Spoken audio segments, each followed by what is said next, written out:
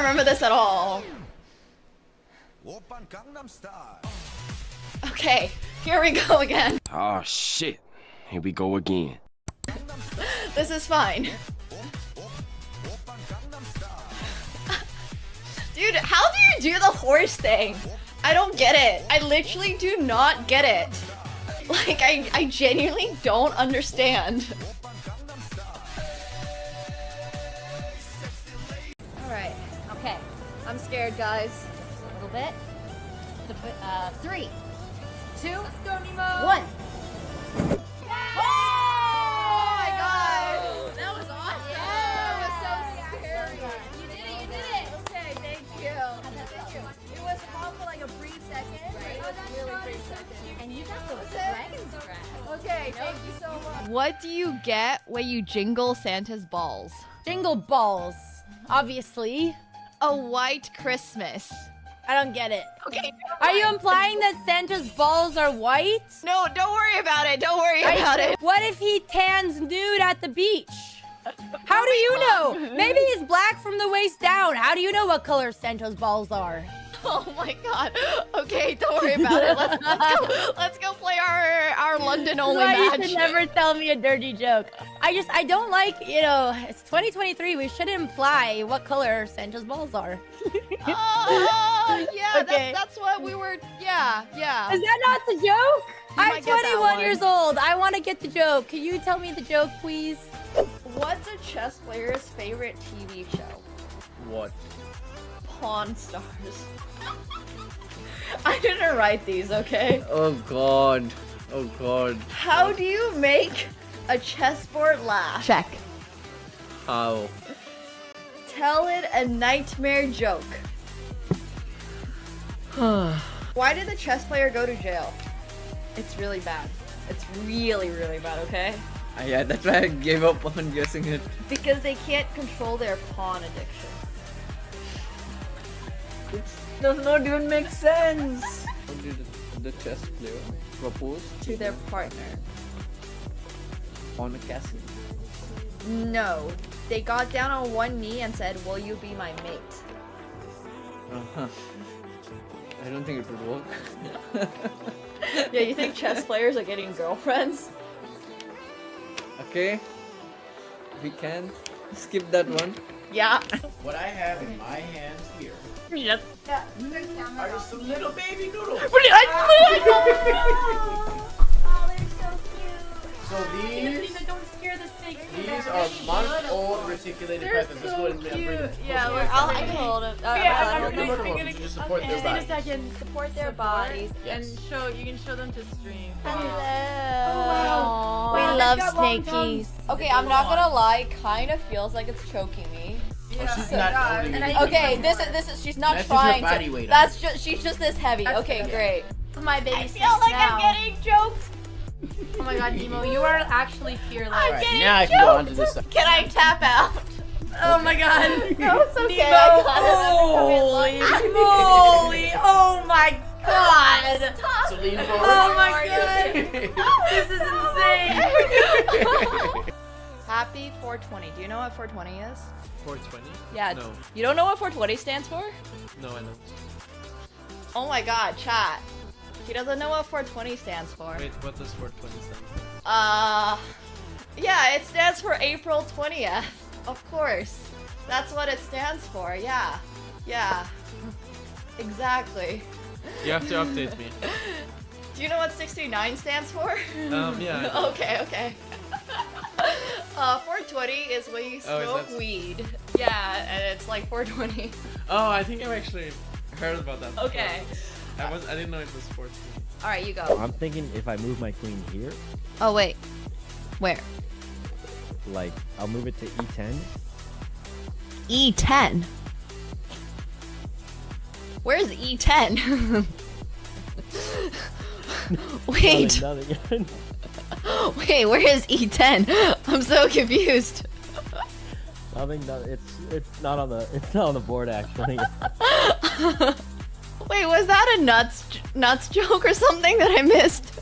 No. That'd be weird and out of pocket. Anyway, Get the chat and Nemo's Twitch channel loving every minute. 10-6-6. She's gonna have to dodge a lot of bullets here.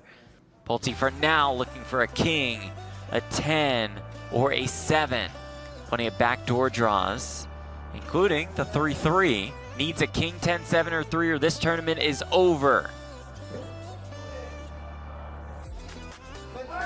And this tournament is over. Nemo gets the job done. She's stunned, but she's the champion. Thank you so much, Pulte. It was a pleasure to play against you. Thank you. Nice Thank job. you. Oh my God. Spend it wisely. I will. Okay, 5 push-ups. You guys ready? Ah!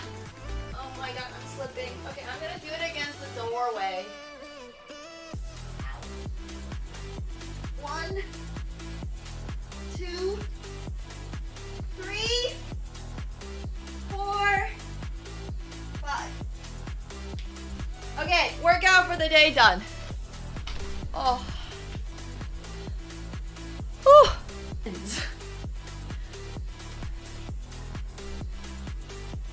Like, I truly don't understand. Like, where is this leg going? Okay, so I think it goes like this, right? And then you want to get into, like, this position. Like, I think that's what we're trying to... Ta-da! See? My little fist? It fits perfectly. Proof that I punched it.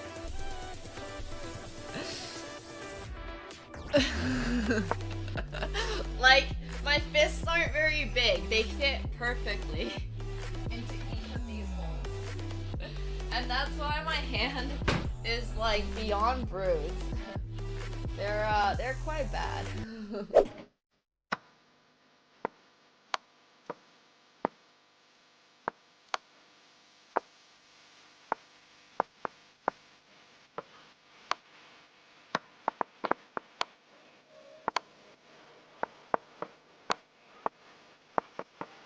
Oh shit, I should play this. Fudge. Wait, I checkmated? Wow, I'm a genius! Oh, planned! Oh, know who this is. Your girlfriend? Bertosh's girlfriend? Wait, actually, I was fully joking.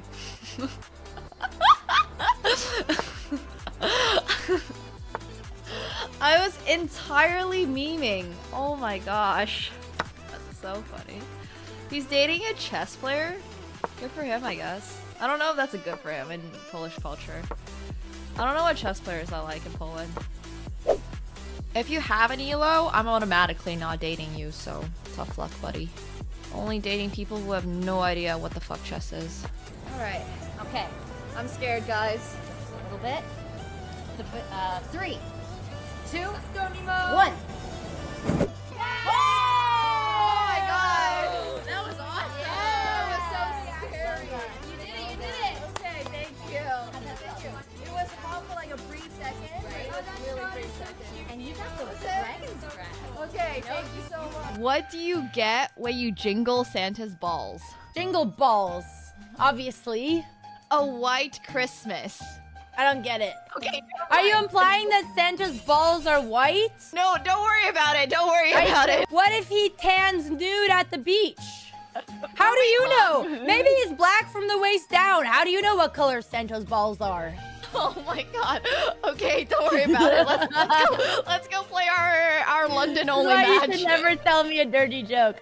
I don't like, you know, it's 2023. We should imply what color Santa's balls are. Oh, yeah, Okay. that's what we were, yeah. Is that not the joke? I'm might get that 21 one. years old. I want to get the joke. Can you tell me the joke, please? What's a chess player's favorite TV show? What? Pawn Stars. I didn't write these, okay? Oh god. Oh god. How do you make a chessboard laugh? Check. How? Tell it a nightmare joke.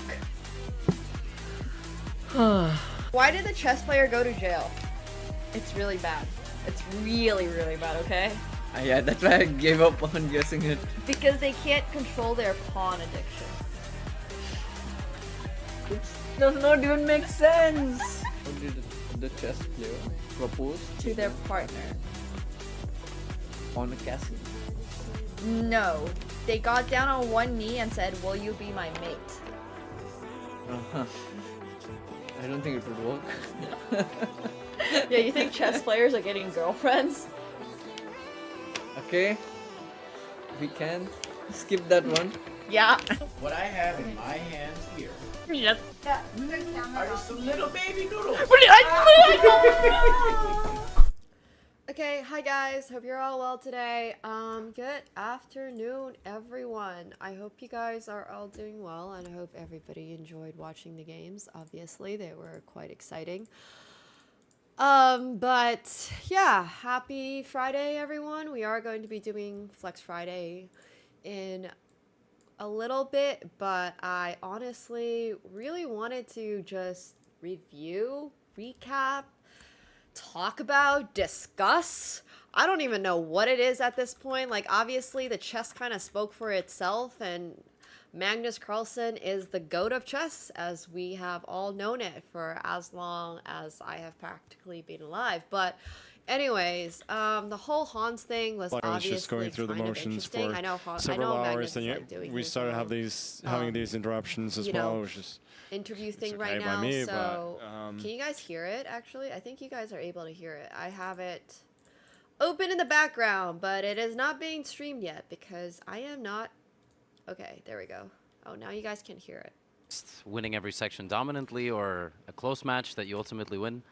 no, I would Is it have loud? been happy Like if loud? I felt like I played really well. Hans, I mean, but honestly, the I don't whole know, I feel thing like has so much stuff. the air is a bit. Okay, I'll turn it a little bit back up. The whole thing tough in was here, so so it's like- it's kinda hard dramatic. to There was play so much going on. anything I don't close to even your- know your where to best start level, with so it. I with also that in had to mind, watch like, large parts of it on mute I mean, I wouldn't because I was say doing a I'm bunch of happy or stuff. Like, my unhappy. parents came over I'm to pick just, up my cat. Well, I'm happy the match is over, So I but had to deal apart with from that, and then I also had a as I bunch said, of like, I meetings was going earlier through in the the day, motions so for I a wasn't long really able time. to I pay just wanted attention. this match to be But over honestly, with, this and, was the most riveting yeah, chess match now I have that- seen in a very long time, that and honestly, I am. props I mean, to fortunately, I chess.com have a for really exciting hosting it, so final it's to look really forward cool. to But against Alireza, who yeah, I played wonder. amazingly I don't well know if you today, guys and watched it I live. mean, If you I didn't played watch it to- live, no if I played it worries. anything close to I the had to way that I watch played it today, largely I'm on just gonna mute, so I'm gonna lose. skim through the VOD in So parts that's and then just very really motivating, figure out. and that Oh, I think that's sorry. going to be a great match. I'm gonna focus you a little bit surprised on the talk a little Helped bit the 5-1 about portion win, yeah, that it just was the whole so match, I dominant guess, in your favor? Is overall. that what you expected, I just or wanna, did I you just, match I just, this I'm at just so home in your curious. head I as was far just as so how you thought curious. it I would didn't progress? really What were your know what thoughts on Hans's that, and first complaint were you was. just I surprised honestly that you didn't got even up to really such a see what dominant lead Hans's early? second complaint was. So yeah, I I'm usually get out to leads in the genuinely just 5-1 curious. portion. I'm ready to but find I out. felt like he was actually playing Yeah, quite it was well, pretty intense. but he does blunder a lot. Was I rooting for and someone? with Not limit- particularly. Like with little time, I mean, he I'm was always not rooting playing for well. Alireza. I'm At always least rooting for in Alireza. that. And I was kind of. I root for I was people mostly that out are a little bit willing on time, to and play. I was, you know, playing those scrambles. Bullet better with than- me. than like he was anybody and that's being willing to a play bit more bullet with me practical. is honestly but a I didn't G in feel my like he was book, playing so that I'm cool. badly, I'm cool with that. In, I love Bullet. general. I Any mean, I predictions forgot what going the forward? question I was. think I Alireza was is just going to asking if beat you were surprised you had a Hikaru. 5 Oh, yeah, yeah, So that's also no, going to I be was- really But it was a fun. big I'm lead. really No, curious about how I it's going to go wasn't- tomorrow. I think you know, Alireza I honestly thought it was has. likely that I was I have a gonna lot of be, respect for Alireza. I feel bad that for I was how he gonna be played in up the candidates. by that point, but But of I'm course really it was, glad that it was very, he's very not. pleasant to know that already then. Sorry, outcome of the match is not really in doubt. Yeah. I'm really curious to see Very Alireza crazy play 2 years against as a Carlsen Hans Niemann. in the match, Played a lot of high and stakes Hans matches play with against Fabiano, against Karyakin, Hikaru. etc. And Were you nervous once at all again, for I this was just match? really If not, have like you been sad nervous for any for Alireza on Yeah, how he I mean, played in the I'm not candidates. sure So I am really nervous. glad that he's Yeah, I getting was, a like, little bit of like nervous, I don't know. definitely more I tense just once than, again think that people should than usual. respect Blitz. I mean, it's and it something I just really feels like wanted everybody to takes classical get, chess so over seriously. with. Like I get this is a but, faster time control, but it's still yeah, really definitely really a bit cool more that than you know. usual, and it's Yeah. Anyways, that's even high yeah, I speed know. when I you Alireza take versus into Hikaru was in the like, you morning. have to the waiting process. So, it'll be really the interesting. plans, I think this is everything just makes all it a really bit more- awesome. I think more- it's all more really tense, for cool. sure. I'm a big fan of this It stuff. definitely was intense, and again, It's as more you fun said, as a the day kept spectator. going, That's there was a good. lot- That's really a lot good. going on.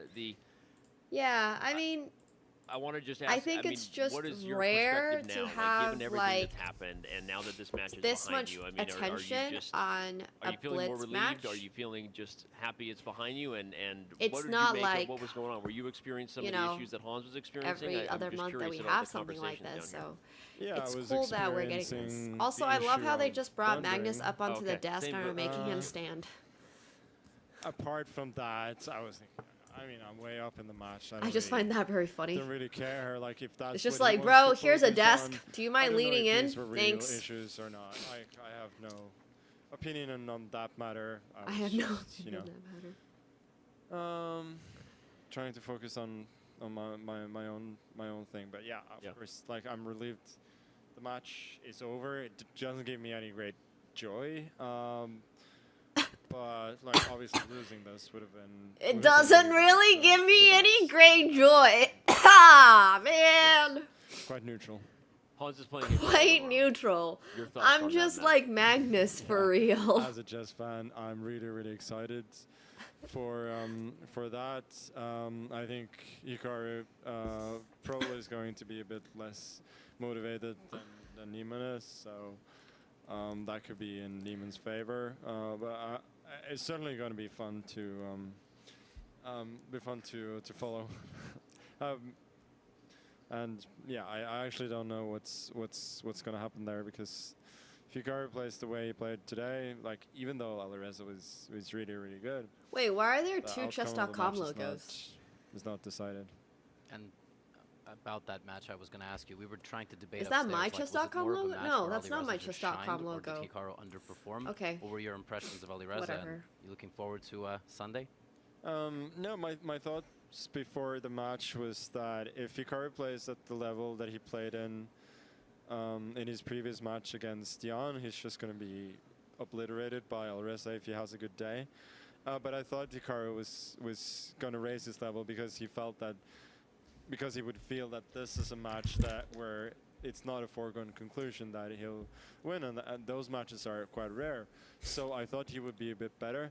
But I thought Alireza's play, especially in the scrambles, was amazing. Like if you compare it to some of my games right now, where I felt when I was down to seconds, like I could barely see the board. Like I was just guessing, and I think Neiman was doing the same thing, while Alireza was keeping a very high level in those situations, like even taking time to find tactics and so on. So that was very impressive to see, and I think sometimes it's both. It was a very good performance from Alireza, but also, you know, not at the level that was needed from Hikaru. If I can just ask one quick follow-up. Like you said, Hikaru needed to raise his level today because he played poorly against Jan. If he played the same way against Alireza, he was going to get obliterated. Like, and you said he needed to raise his level.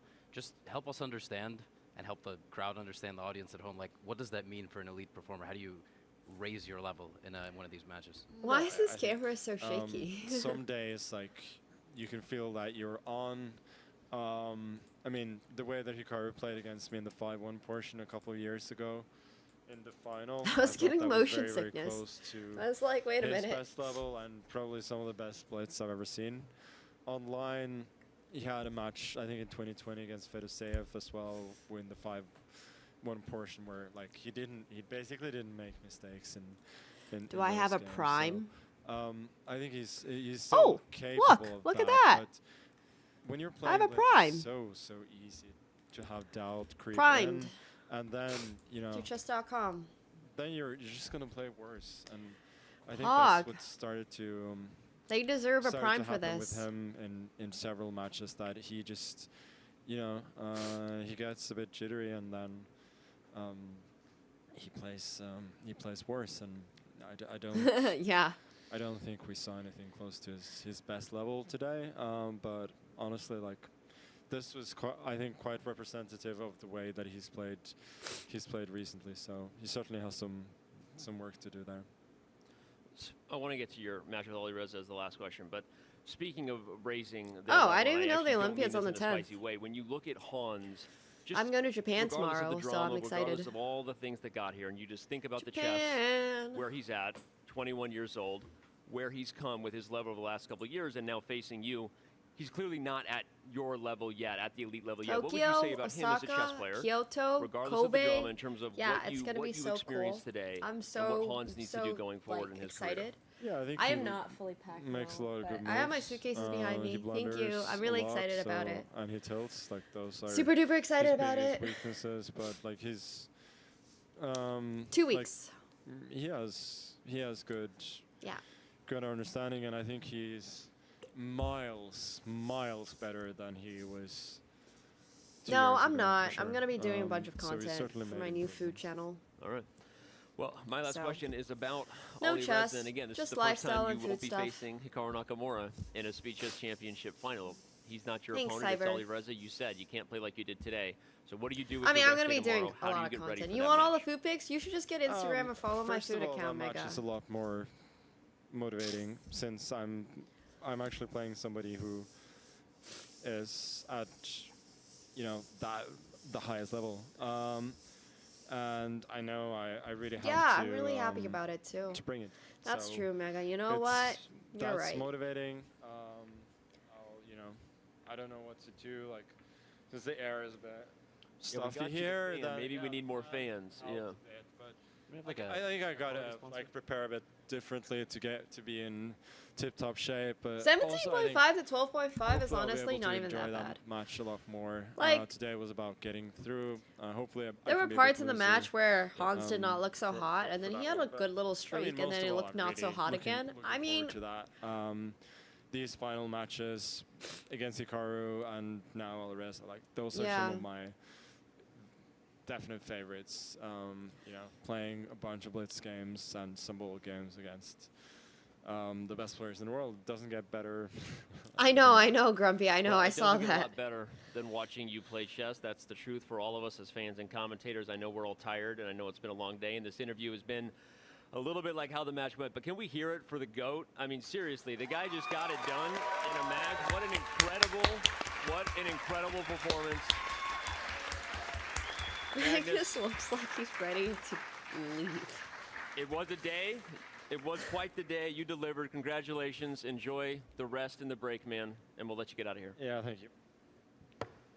All right, Levy. It's just me and you now. Yeah, it's There- like 1 There he a.m. goes. I think. Danny, so it's fair enough. I'm going to make a public service announcement before we Camera turn everything off. angle. Yo, fix the Camera lighting, y'all. paw. Or I need to get a tag. Okay, This is well, ridiculous. that's all I really wanted to hear. Now we're gonna go back and go see.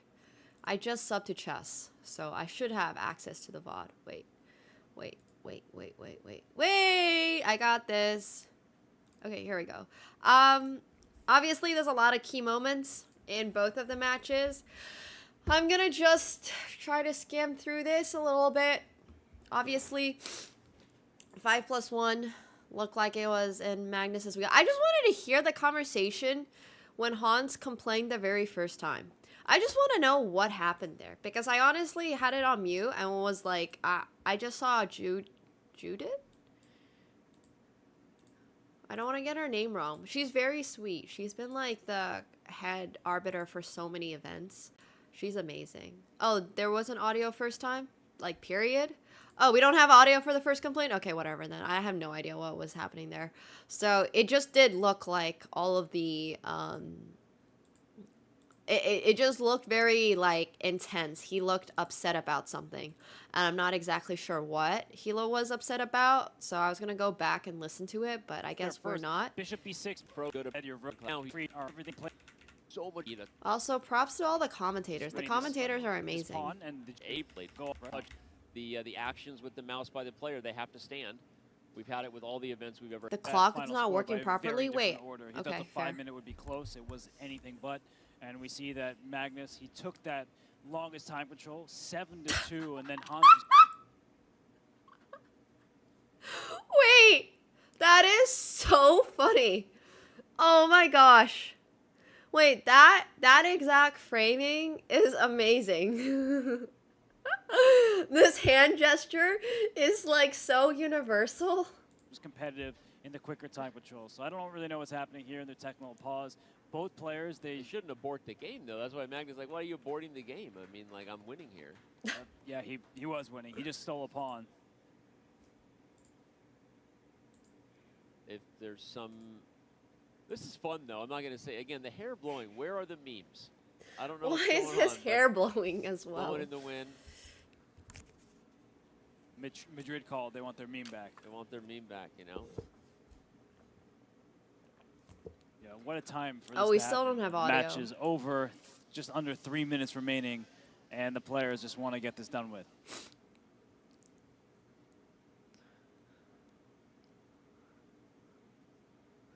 Trying to read lips here. Okay. Apparently it won't be long.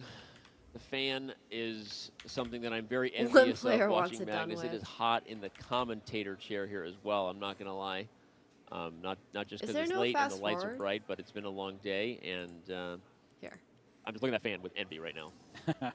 Yeah, no, that looks cooling. I have a Excuse mini me? fan here that I'm going to turn on. There you go, do it. Let's use it. I can share it with you. Look at Magnus. I say, I still can't believe it's not butter. You know what that? You remember that? I thought you were about to. I believe it's not butter. I thought you were about to throw me a Remember Hansel. the Fabian, Thank the you, Fabian thank you. I thought you were throw me a Hansel reference. Hansel. So hot right now. So hot right now. You're losing it, aren't you? They both look so It is past midnight. It's exasperated. almost 1 a.m. here live in Paris. Still, I just fans wanna know what are in the happened. arena waiting for this match to conclude and for the interview afterwards. Oh my But, gosh, the look at how players, many it seems like drinks this match will not Magnus end. has. And I feel like there's some sort of It's like a universe Yeah. is not going to allow whatever this is to reset itself in some way. Now they're playing face to face. They're never allowed to play anyone else. Yeah, They yeah. have to stay put. Yeah.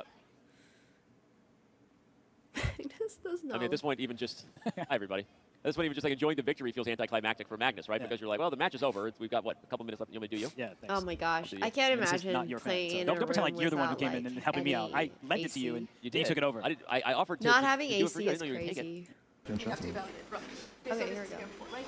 So, no, 90 moves, about 1 second each. But so only after you aborted the position did the rook even come to C1. You froze the position with the rook on A1. I know. So then how did suddenly the pieces go to we're C6 and gonna get A6? you 40 seconds back on the game clock, and we're gonna restart this game, okay? And then after that, we'll be Okay, it doesn't matter, but it's like, okay. Okay, I know. It's just the That's terror. why Yeah. let's get this going. Sure, sure, sure.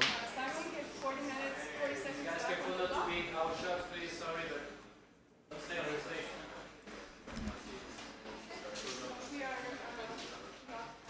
game, we are getting 40 seconds back. What is happening?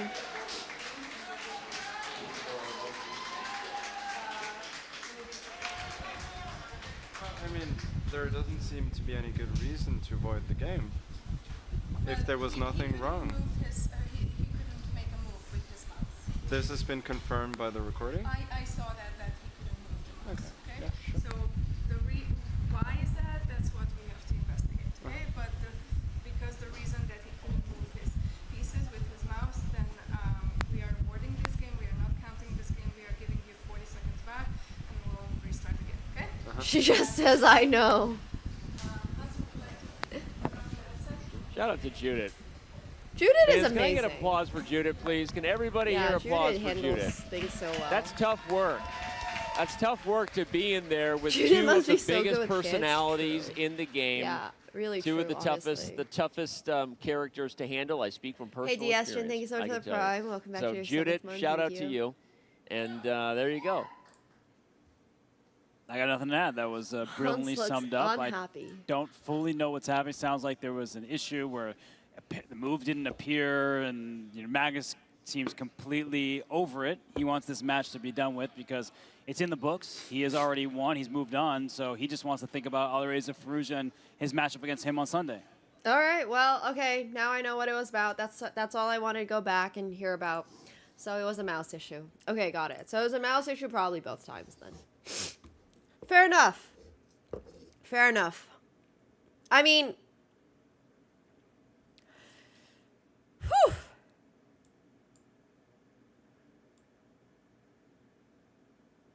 Oh. Stumble across the very start. Okay, I just want to say,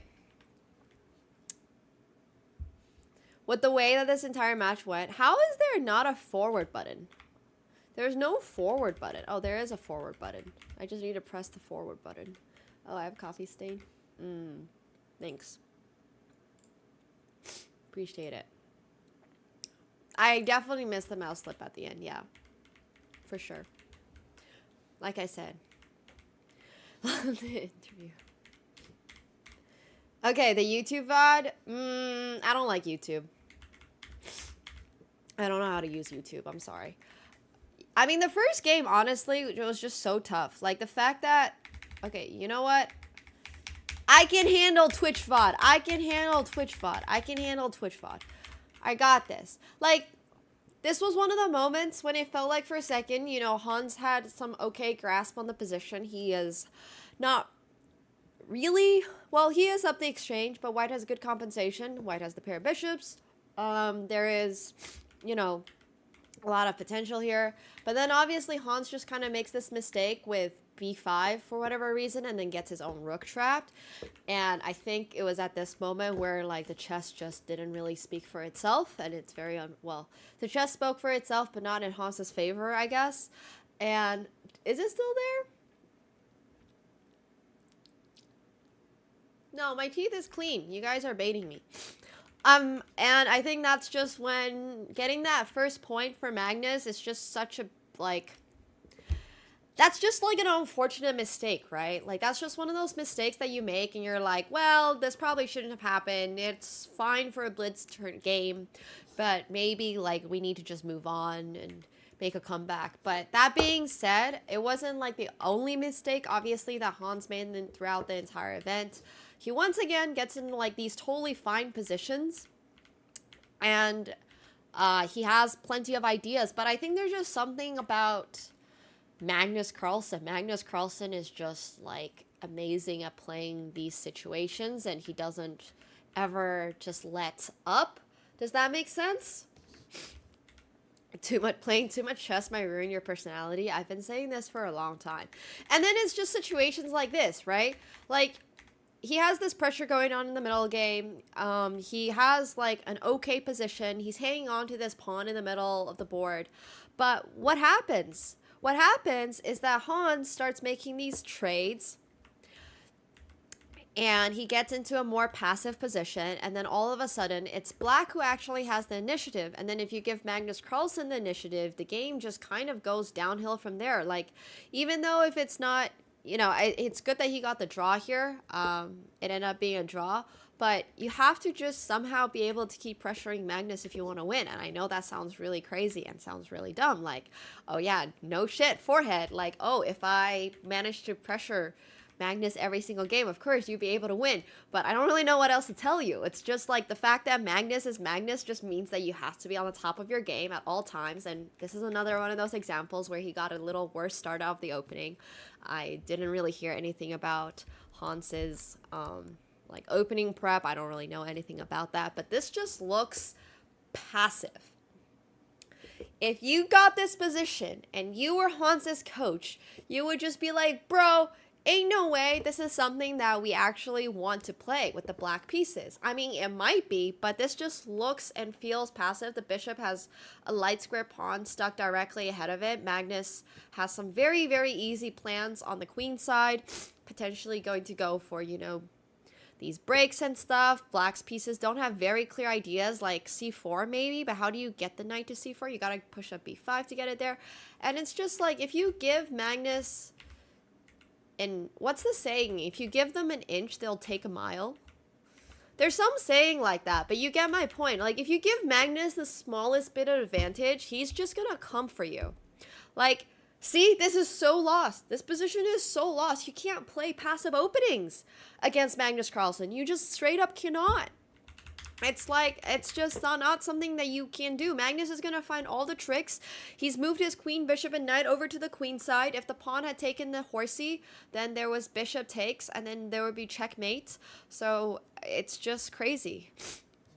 If you give him a finger, he takes the whole hand. That sounds like an Elden Ring quote. Yeah, squeezing water. No. No, that's not what I want. Yeah, well, I mean, Magnus does that too. He also squeezes water from a rock. But the saying in this specific scenario is much more if you give Magnus any chance at all, he's just gonna chomp you up. So yeah, give them a centimeter, they take a kilogram. Okay, anyways, you get my point. You understand my point. Like, it's so tough to play against Magnus Carlsen, and Hans is now here with 2 seconds on the clock, and this game was basically over from the very start. Okay, anyways, I'm just speeding through this. I don't really care about, you know, the opening nuances or whatever, stuff like that. The Italian is not a very interesting opening. Give Magnus a taco, he'll take Mexico. Oh my gosh. If you let cats go take a nap, he'll sleep all day. That's also amazing. Yeah, give a cat a cat tree, they take the whole room. Exactly. Give a cat a room, they take the whole house. But alright, you get my point now. Anyways, as I was just saying, like, this game is whatever. Like, obviously, I don't think that, you know, I don't think Hans is a bad player at all. And if anything, his recent matches have kind of showcased that he is able to compete at some very high levels. But Magnus is Magnus at the end of the day. So it is what it is. And these are just like mistakes that you absolutely cannot make. You just can't give Magnus an inch. The chess spoke for itself. It did. It really did. Magnus is like the best player to ever walk. Like 3.5 to 0.5 coming out of 5+1 is just so tough. Like, that is morally tough. Yeah. I feel like that's just morally very tough. But once again, what do I know about playing against Magnus Carlsen? Yeah, I mean, he's a great player. So 5+1 portion, tough for Neiman. But oh my gosh, that haircut. You think Alireza will win? Honestly, I don't really know. As far as the Alireza versus Magnus stuff goes, I honestly think that Alireza has very good chances. I still think that Magnus is going to win, but I think it's going to be close. Also, whoever decided to air this shot, I just want to talk to them. Like, this shot, like the peace pop and all that stuff was really fun for the candidates, but I personally just don't need a video shot of somebody's screen. I just don't really understand the purpose of this shot. I just thought it was really, really funny. Oh, these shots were backup for tech issues? You know what? I forgive them then. I was just thinking that this is like a pretty funny shot to like conceptually air. Yeah, I didn't like I just thought this was funny. It's just like I thought in my head that they were doing this to give the perspective of like the force perspective of like, you know, when you play POV, like face to face. So I thought that's what they were doing with this, but the fact that it was to, you know, prevent tech issues makes a lot more sense. It was so we could see their Spotify music choices. Honestly, I'm so down to know what they listen to. What do you think they listened to? Was that really? Wait, you're allowed to listen to Flo Rida? That's crazy. Wait. Oh my gosh. You can listen to like DMCA music while you're playing chess? So you're telling me I can bring the entire Glass Animals playlist? Whoa, that's banger. Alireza was listening to Kanye West. Oh, that's amazing. Wow, they can just open up Spotify and play whatever. That's amazing. This is, see, if when I was a kid and this was the type of chess that I played, I would have loved chess. If I could have just listened to all of my 2000s, like Avril Lavigne and stuff when I was playing the World Youth Chess Championships, I would have been so happy. Instead, I had to sit there for 6 hours in silence listening to my own thoughts, and none of my thoughts are very nice. So I wish that I was able to play Blitz with headphones on and listen to music. Oh my, whoa! Champ!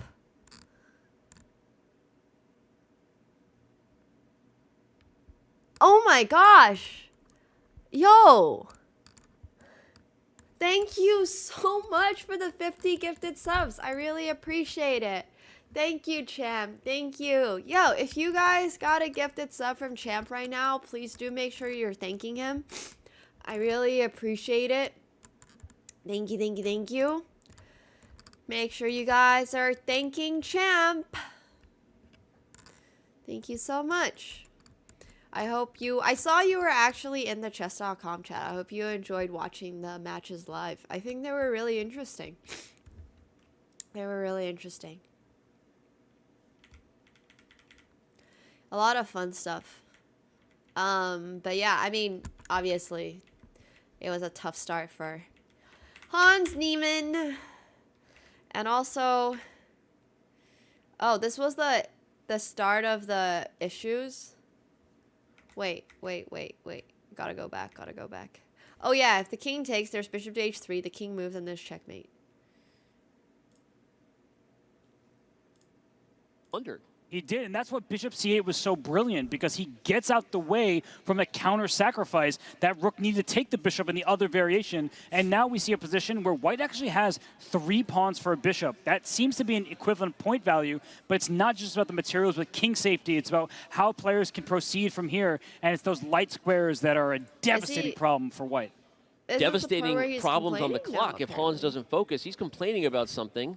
The arbiter is watching. We also have a camera on the board. We can confirm in real time everything the players see and how it aligns exactly with the server. So if Hans Niemann is trying to play the Vladimir Kramnik gambit here, it's not going to work. There are no situations where the clock is not under thorough review. I'm not sure what he was complaining about there, but it looked like he was saying that my clock was jumping. Well, they're definitely going to review it afterwards. We have cameras behind the players, as we've seen. So if there is something that needs to be reviewed, of course it will be reviewed. I mean, that's just fair play for all. And in this position, I mean, we still do have 3 pawns extra for white, an extra bishop for black. That material dynamic, it's important, but even more important, the utmost importance is king safety, and that white king is in huge trouble. No, I'm joking.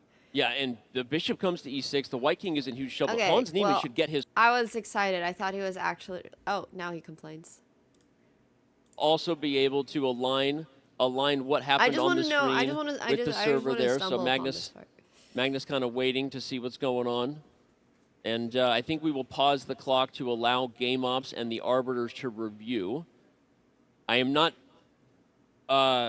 necessarily worried that we won't have the information, but Hans is definitely worried that something's going on here, Robert. Yeah, and it's, I think, the players' rights to see if there has been an issue. There is video to review, so everyone can take a look at that, and the team is going to work hard and look into it. But I think that actually is an uncomfortable moment. See that it's now a 2-point spread once again, so Hans gets a much-needed victory, and now we may get a pause in the match, and who does that impact more? Well, I can't believe Hans complained after winning a game, the match though. clock I mean, is fair paused. enough, I guess. There is no time ticking while we resolve this, so it will not affect anything. And Hans Niemann, maybe a good moment for him to pause, too. He did just get his first win, so if we're just talking about the match real quick and we assume the drama will get resolved, we should definitely highlight that Hans Niemann should be feeling pretty good right now. He just won as black in a game that was wild, and despite what he was nervous about, whatever happened, he managed to win. We see Judith, our arbiter there, talking to Hans. Shout out to Judith. And Judith always working hard behind the scenes and here in the scene. But for Judith, this is something that is part of her job. And Hans seems livid about something. And I mean, just judging from his interview yesterday, that's, I guess, to be somewhat expected. But if there is something that happened in the game, it didn't impact the result. But still, the players don't want to have to deal with any issues. So they will review the tape. And it's the right thing to do, to pause for a moment to ensure there actually are no issues. We do not believe that there are, but we don't know. Game Ops is reviewing, which means we're going to pause and take a quick technical break to give them time to do their job. I don't even know if it's don't go really, anywhere, like, everyone. You knew you were going to get more than just the chess on the board. Face. You've got... Wait. That one facial expression. How far does this thing go back? How do I... drama right now, and we're going to see what's happening. I think the commentary is okay. I mean, I don't even really know what you're supposed to say. There's like this very specific moment. I wish they aired this. I wish they aired this. I can't play any songs right now, unfortunately, because of YouTube. Yeah. Everything here is just like, oh, they did air it? Oh. Huh. There's leaked mic something that audio happened already. in the game. All It right, didn't well, I impact can't the find result, it but still, the players specifically don't now, want to have so. to deal with any issues, so they will review the tape. And it's the right thing to do, to pause The for a next moment one, to I ensure heard, there yeah. actually are no issues. We do not believe that there are, but we don't know. GameOps is reviewing, which means we're going to pause and take a quick technical break to give them time I'm to not a do hater their at job. all. So I just don't think go that it's anywhere like- every. If you're gonna complain about something, I'm gonna react to you complaining about something. He's allowed to react to me complaining about this, and then I'm allowed to react to him complaining about me complaining about him complaining. That's the cycle of life. Have you ever watched Lion King? It's very meta. Let the loop begin. He sure does have better things to do. He has a whole match tomorrow against Hikaru. I don't get to play a match against Hikaru.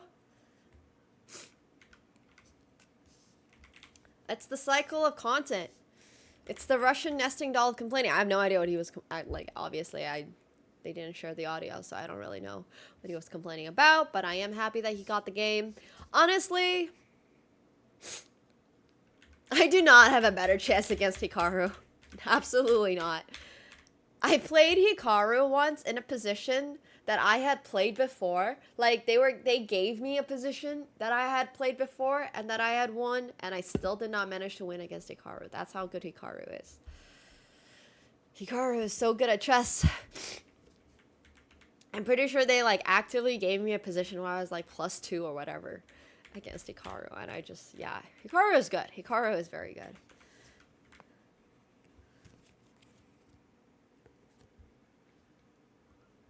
I honestly think that Alireza has very good chances, much better chances than against Hans, so yeah.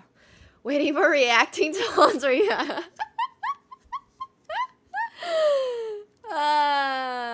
Wait, he said he has no excuses on Twitter? Good for him. Good for his awareness. No, seriously, I don't even think that, like, I don't know.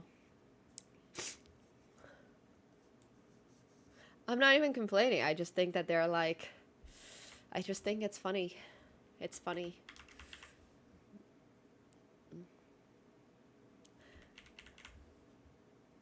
Part of my soul died that day. Honestly, I play against like some friends, and I just don't really think about the score when I get into those bullet matches against them, because it's just like, I know I'm worse, they know I'm worse. I don't really care that much about the loss. I'm okay going 40-0 against Aryantari, honestly. So, yeah. Alireza is amazing. Alireza is honestly a very, very, very nice person.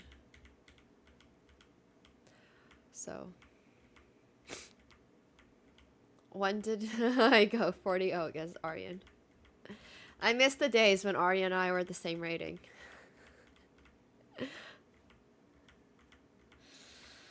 Alright, Magnus. Alright, Hans fanboys. Good for you.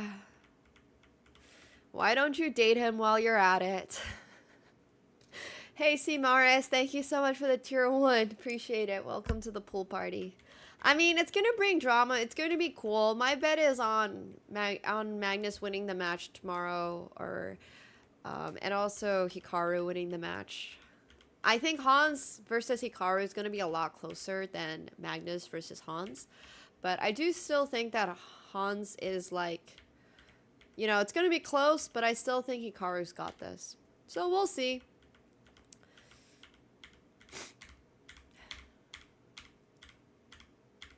Sorry, I'm a hater for suggesting that you date Hans.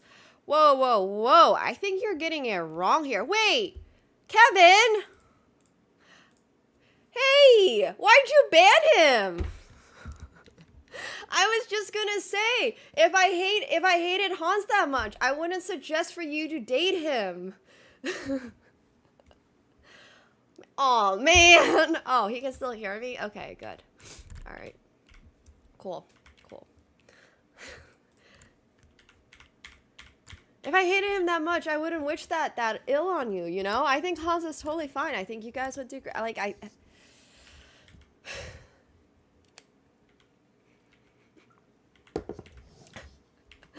No, thank you, Kevin. Yeah, Kevin gotta compete in the Speed Mod Championship. Kevin hit him with that bonk. Very one note. Fair enough, fair enough. Hans is way better than me at chess. That's not, like, part of the conversation. If I was as good as Hans in chess, I still wouldn't be there because I don't want to play these chess games. I'm letting them do their thing and I'll do mine.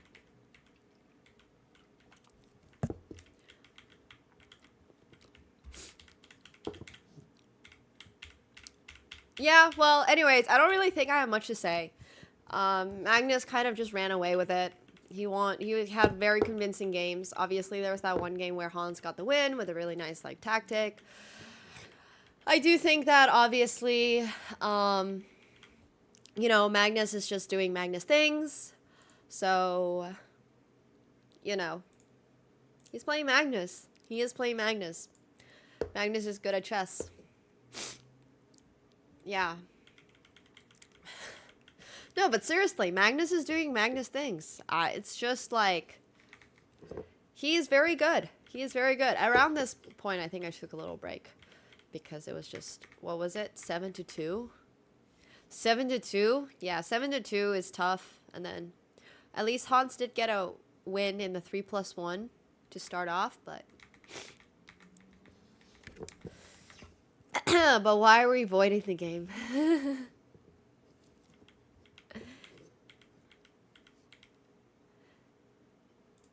I'm gonna fast forward a little bit. This ended up being quite a long match.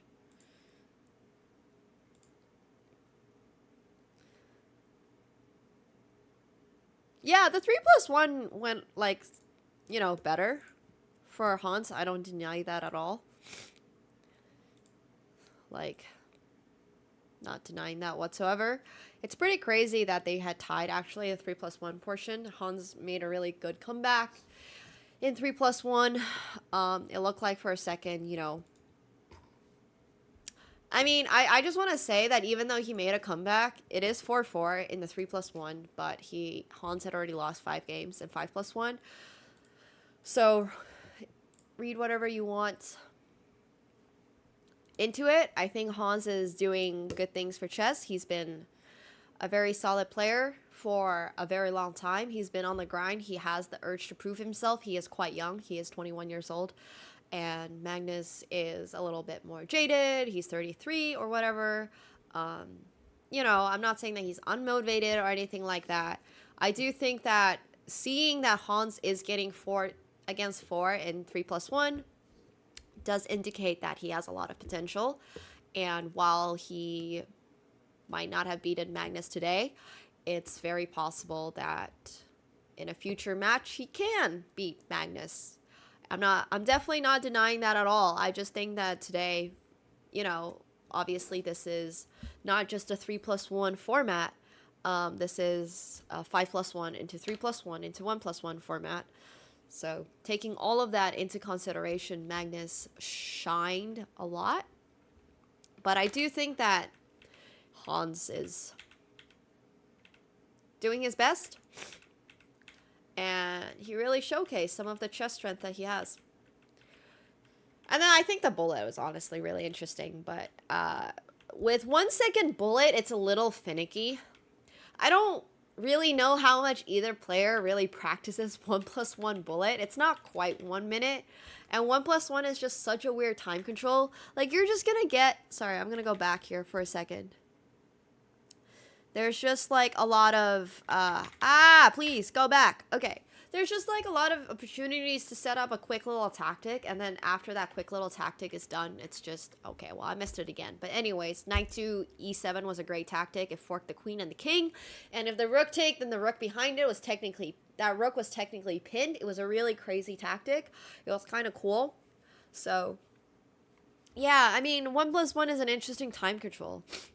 1+1 is just not a very common time control, so it's always interesting to see it in the Speedchess Championships because it is played differently from just pure bullet. But that being said, I think like pause. Like stuff like this, right? Like stuff like this is just liable to happen. And while Hans managed to make a little comeback in the 3+1 portion, then all of a sudden it gets to the 1+1 portion. And then he's taking this point deficit again. So it's a little tough to kind of go from 7-2 as Hans to 4-4 and be like, oh, maybe I have a chance. And then when you go into 1-1, it's suddenly 4.5 out of to 1.5. And the previous game that we saw, he obviously made a blunder. And then here, it just looks like the opening kind of fell apart. And these are just the kind of things that can happen and get away from you so fast when it's in bullet that, once again, you know, I think Magnus's experience shows the fact that he's played so many of these type of matches, that really comes through. The ability to, like, just kind of convert these really easy playing openings for himself into crushing middle games, into winning positions is great. And I'm not saying that Hans didn't have good opportunities, but Hans's finishes weren't also that clean. And like, for example, this game, Hans does have a little extra time. We'll just watch the end of this. Hey, Samarias, thank you so much for another gifted sub to Mr. Wood. I appreciate it. Thank you. Thank you. So like he got the win, right? He got the win, but it wasn't chop. Which, once again, I'm not saying that he needs to, but Hans' potential. Like, he has growth, which is cool. The fact that he hasn't hit his limit, we can all see that he has these things that he can work on, and he can see for himself that he has these things to work on, means that he has the potential to fulfill that bar. Whereas with Magnus, it's a little bit more like, sure, Magnus has been at the peak for so long, but how long is he going to keep being at the peak for? And then Magnus makes whatever mistake over here and just resigns the game. Sure, move on. You believe the Hans will be Hikaru for some reason? That would honestly be really crazy. So, he's also been a really fun personality for sure. He's bringing a lot of attention to chess. He's doing good things for chess. Hikaru literally does not care. Love to see that. I mean, I don't really know what exactly is going to happen, but I think Hans honestly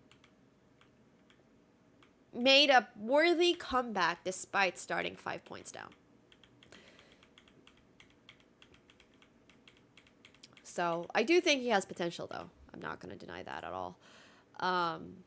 Like, starting out the match with 7-2 with a 5-point deficit can always feel a little bit mentally tough, but I think he really just like kind of fought back. And of course, part of the reason I'm sure is like Magnus was like, oh, I have a 5-point advantage, don't need to like go all out. But I'm sure he also wasn't just, you know, mentally shutting down. So yeah, anyways, people love drama. That seems to be Hans' greatest contribution to chess so far. Well, he's made it to the semifinals of the Speedchess Championships. That's no joke. That's a really good result.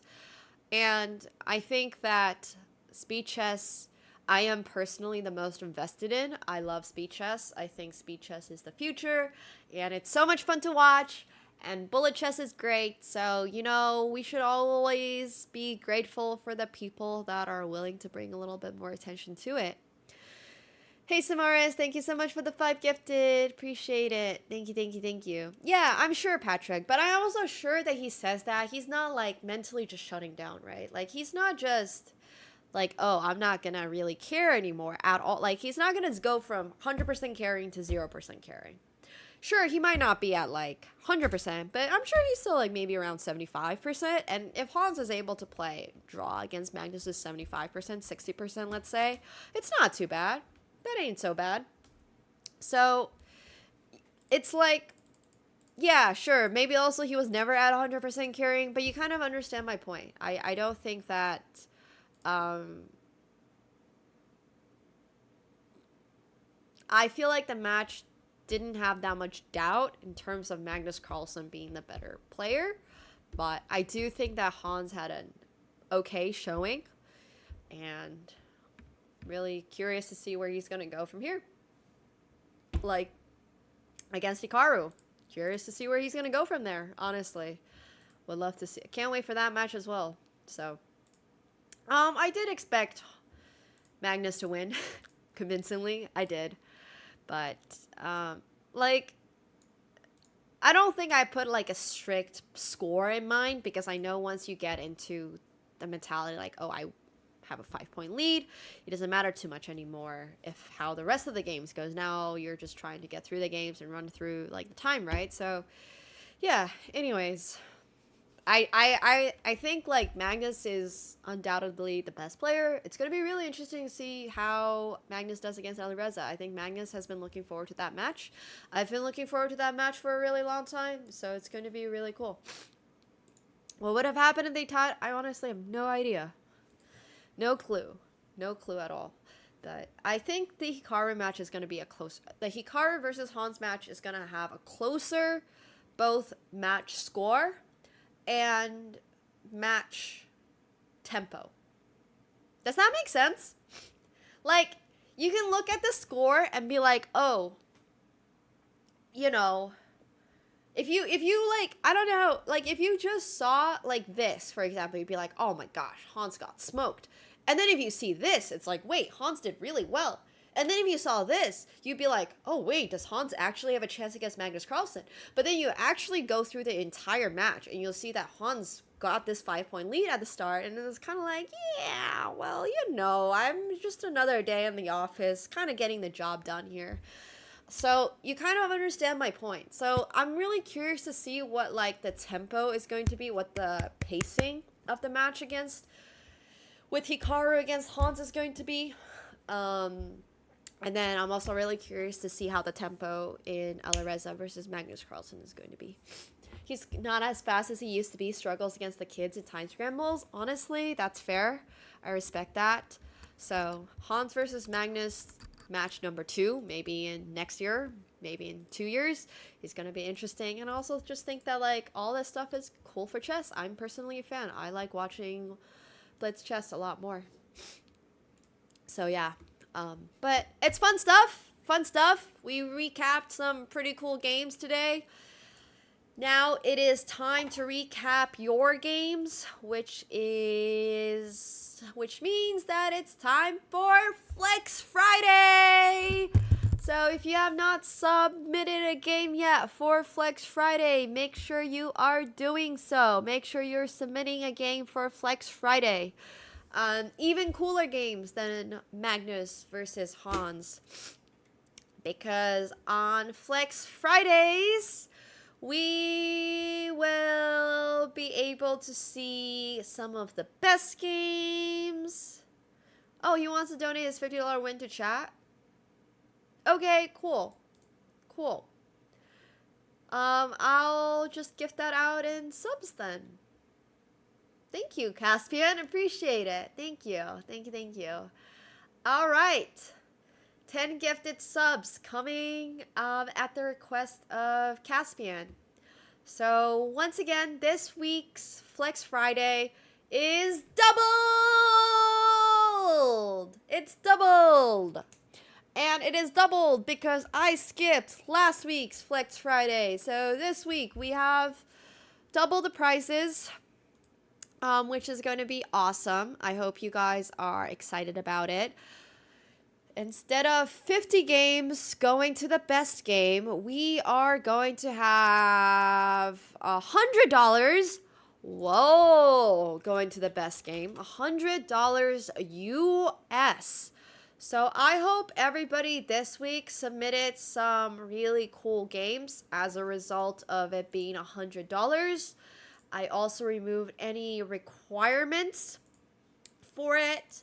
So if you have any cool games stored up from 10 years ago, as long as you're submitting it as a chess.com link, I will view it. I will look at it. This is a chess.com segment, so please do submit games either played on chess.com or you've converted to chess.com link, and you can just submit the game in our Discord. You do not have to actually be live for it, although you get bonus points if you are here live for your game viewing.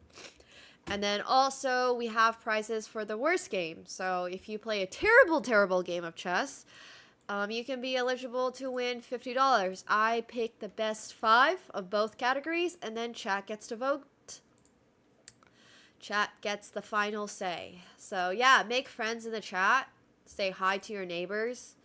Let each other know that, hey, I'll give a vote for you. I'll, you know, all that stuff. But the way to enter is by doing command flex. $100. We have $100 in prizes today. So that's awesome. Yeah, whatever you guys want to do. Whatever you guys want to do is cool with me. But anyways, this is a great way to also just have some really fun games. Okay, let's get started. So first of all, we have a game submitted by Zuka. Played 100 games in these few days with this dumb opening just because it's called Crazy Cat. I had somehow a crazy attack, but then I threw it away in 2 moves like a bozo. I managed to play one final trick though, and he fell for it. Otherwise, this would have been a complete fail. But who cares? Horses go brrr. So this is a clear example of a submission played by Zuka, who did not play it on chess.com, but that's okay, because he submitted a chess.com link, as he should. Honestly, like, this is kind of crazy. I mean, oh, you did play this on chess.com, but you played as a guest? Fair enough. I didn't even know there's a Crazy Cat opening. Since when has there been a Crazy Cat variation? Wait, this is wild. I have never seen this opening before in my life. You had to abort so many games? Wait, I took away the requirements to submit an opening-themed opening. I mean, an animal-themed opening. You didn't have to play a cat opening. Oh, okay. Okay, I was just making sure. Okay, well, you get bonus points for submitting an opening.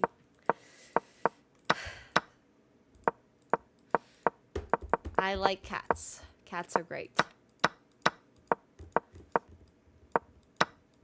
I mean, this opening is honestly kind of wild. I don't even... What? Oh my gosh.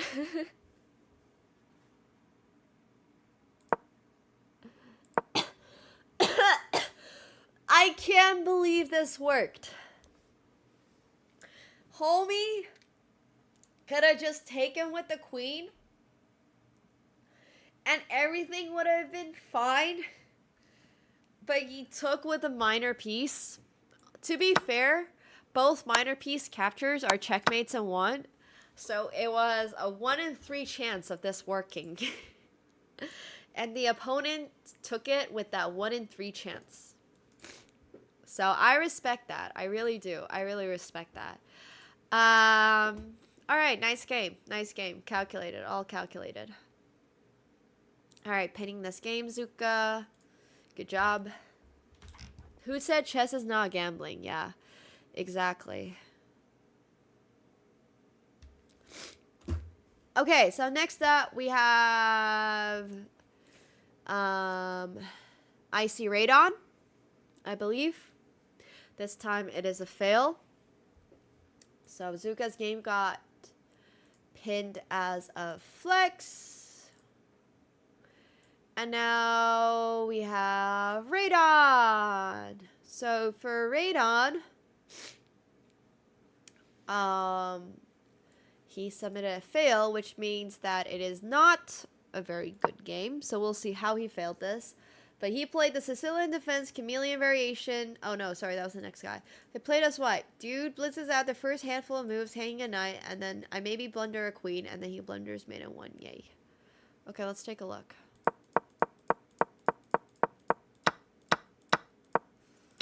Okay, yoink.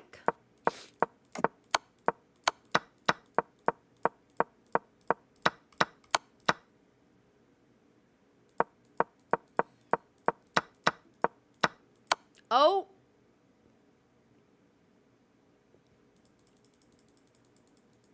All right, well.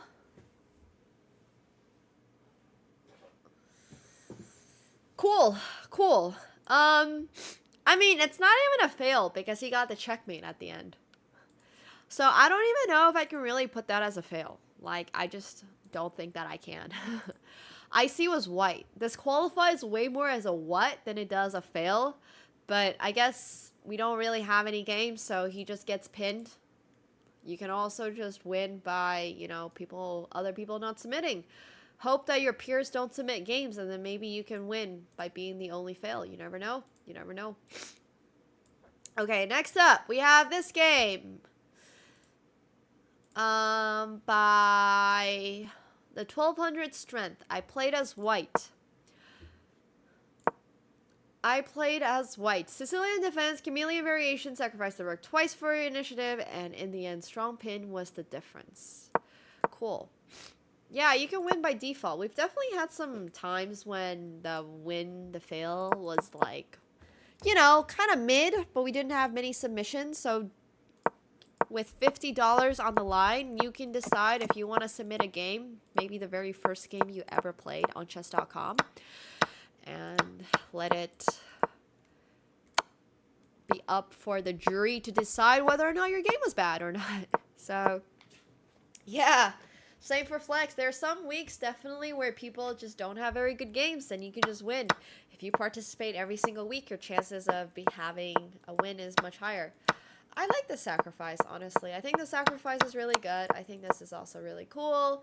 Having pair bishops against pair rooks is honestly a very interesting idea that a lot of people don't see very often, but you can see how the bishops are absolutely dominating in this position on the diagonals, and there's nothing that black is really able to do. Like, there's just no way for this rook to move. The king can't go anywhere, so it's kind of a wild position. And queen takes e7 actually ends the game immediately because there's pawn takes e7 with the idea of promotion, and the rook is still pinned.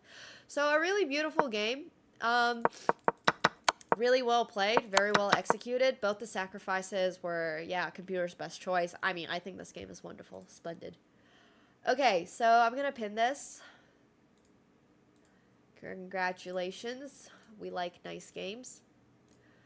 Let me blow my nose really quick.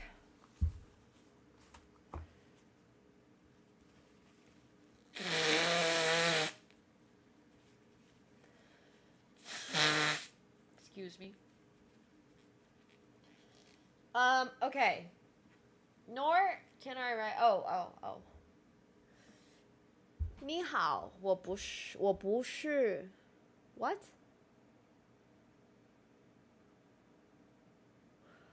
Okay, so if you're trying to say I can't speak Mandarin, it's 你好，我不会说中文. Or you can say 你好，我不是中国人, which the second one means hello, I am not Chinese.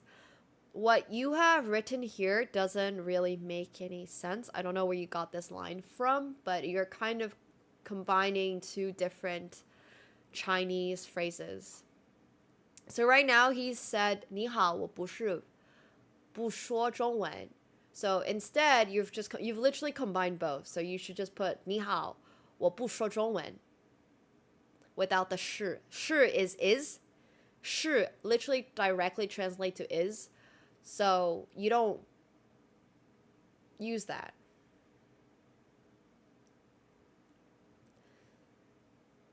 He wrote ketchup bus.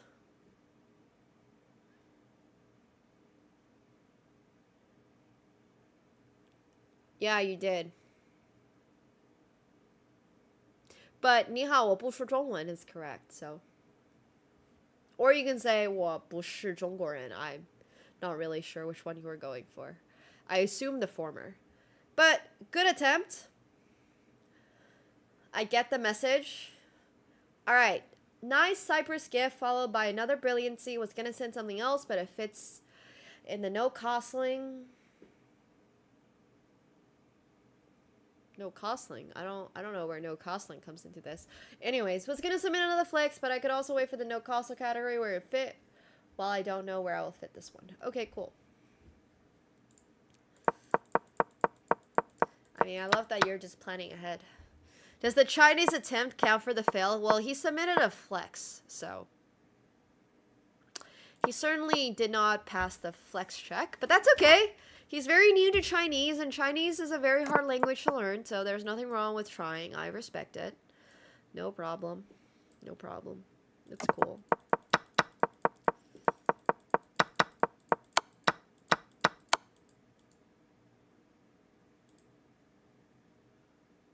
I mean, this actually reminds me of the game I played against Tadden the other day, where Tadden also exposed the G file in Spanish and got in a lot of trouble for doing that. As far as flexes go, I think that this is a cool flex. I think the execution is very well done. I do think that the opponent not having a single piece on the king side definitely made it a little easier for you. But your opponent's mistakes don't always reflect on you. So the fact that you were able to execute such a nice attack regardless, you know, goes to show a lot that you took advantage of the opportunity and made full use of it. And that's what I will applaud you on. Okay, next up, we have Sanath. I played as black. 3 brilliants in a row. Need I say more? Alright, let's take a look at this. Sanath.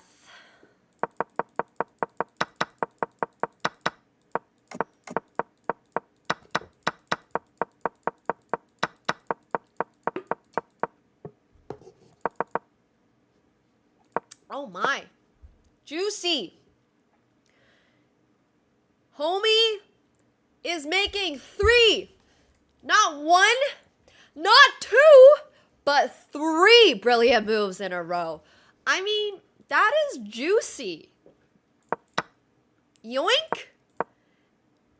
And he also doesn't play rook to h1, which is so intuitive, right? Like, you just want to give checks in a lot of these times, but instead he cuts off the opponent's king. And this is such a good lesson in how to checkmate your opponent. You should absolutely be cutting off your opponent's escape. Imagine this. If you were chasing down somebody, right? If you and somebody else, or if you were hunting and you were chasing down someone, you wouldn't just keep going for them and hoping that you're faster than them. Why not cut off every single angle that they possibly have, corner them, make sure that they are in a little box, and then get them. Yeah, so it's really, really cool that Sanath was able to do this. Awesome. This is really cool. Good job, Sanath. This is a beautiful, beautiful game. This is a really, really, really beautiful game. I love it. I mean, this is spectacular. It's really spectacular. I love it. This is awesome. Okay, so next up we have Tim the Chess Lover, who is apparently a fan of me. Thank you very much. I played as white. This game was very exciting. I forced my opponent to lose his costling rights, and then not long after that, I sacrificed the bishop. Way less exciting to say I sacrificed the rook, but I'll take it. My opponent didn't take the bishop because of the trick I had in store for him if he had taken it. This move exploited the fact that the pawn defending the pawn I captured was pinned to the queen and couldn't take back, because then black would lose their queen. This got a brilliant according to chess.com. From the point forward, I kept the pressure on. I traded the queens. I traded off the queen.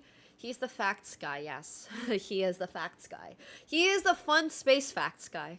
I liked him. Got my knight to an outpost square, doubled my rooks on the c-file, and won the game on time. Alright, let's take a look at fan of AK Nemsko 2023. It would appear that he's no longer a fan of me this year, but that's okay. Maybe fan of AK Nemsko 2024 is taken. One can dream.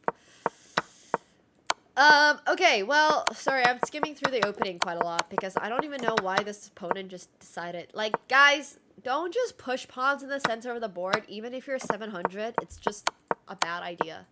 Control the center, develop your pieces, and castle.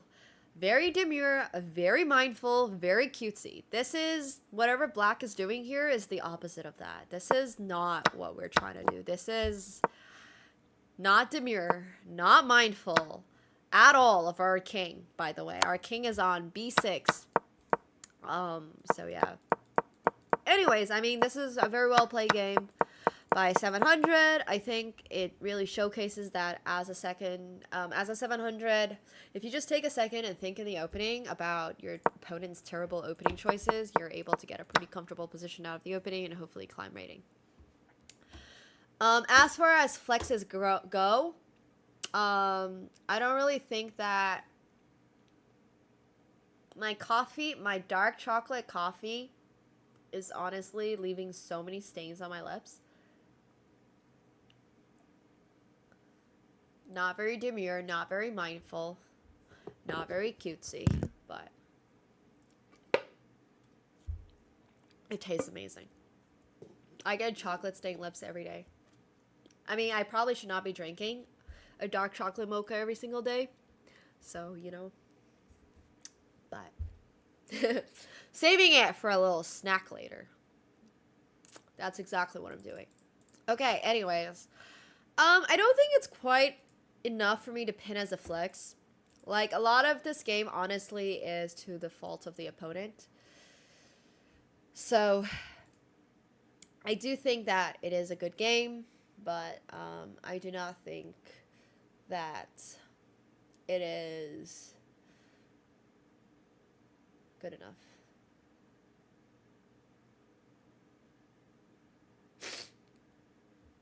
Yeah.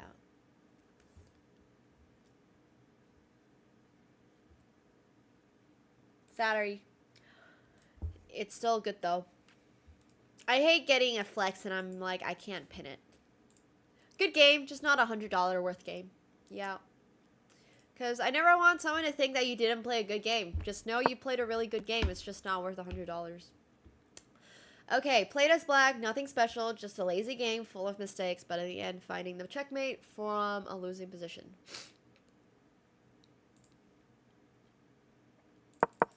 Alright, let's take a look.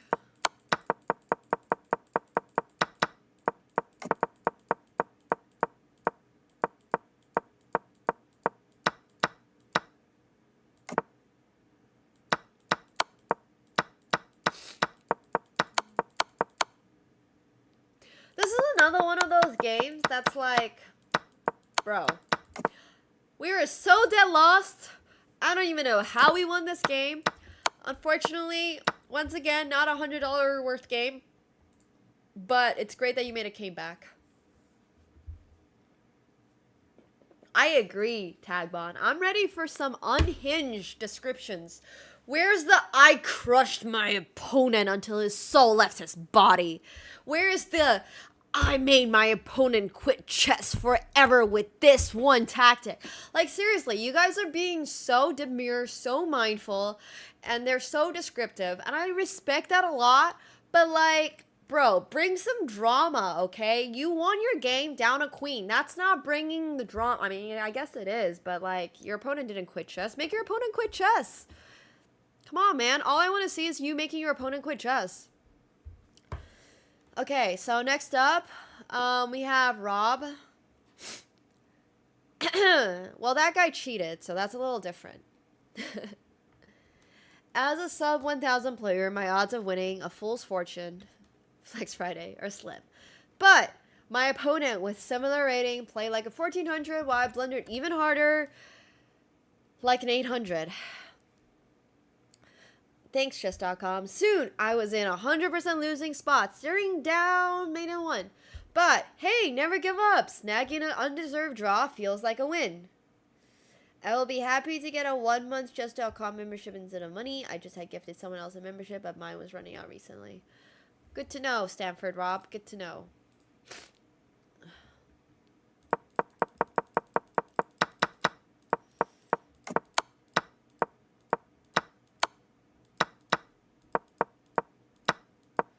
Bone Crusher Anatoly. Oh yeah.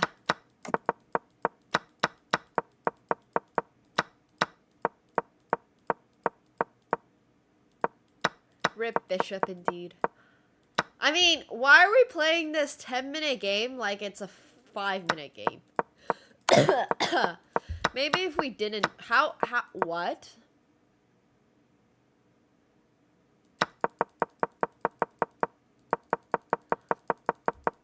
I mean, this is not a flex. Sorry.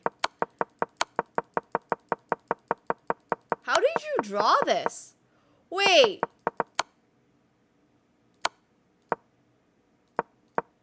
No. No.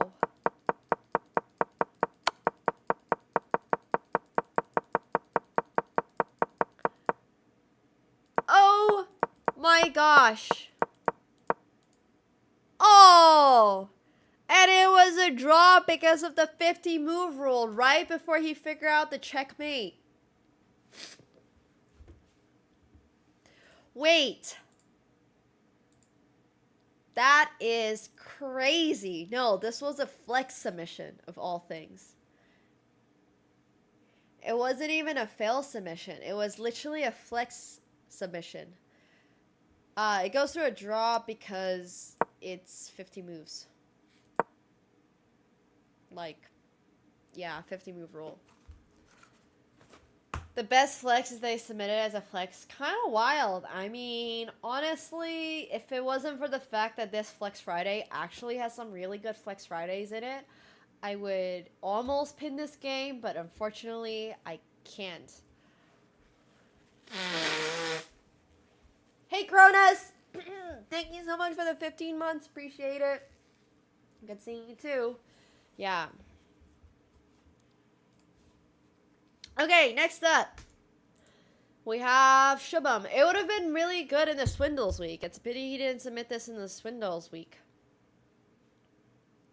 But good job on getting the draw. Once again, that doesn't take away from you. Okay, so next up, I played as white. Small dub. Is this just casually against Magnus Carlsen? Ah! I'm going to be playing poker at 9:30.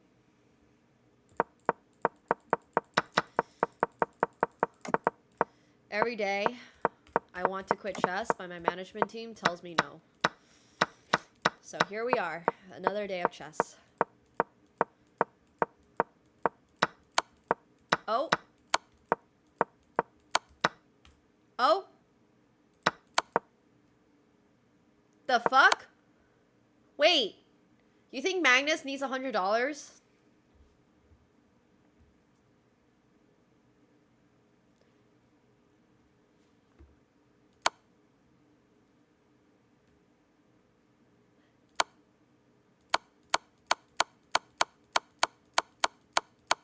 Sorry, $50. $50.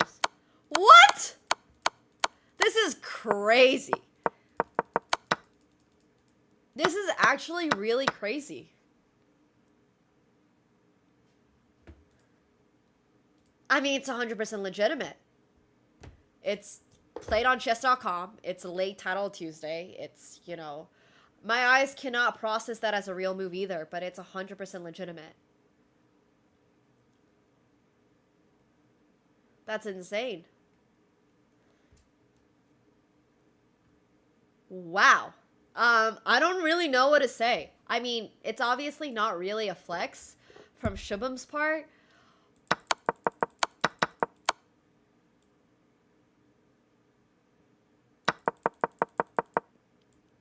But he did beat Magnus, so I'm going to let chat decide. How about you guys decide?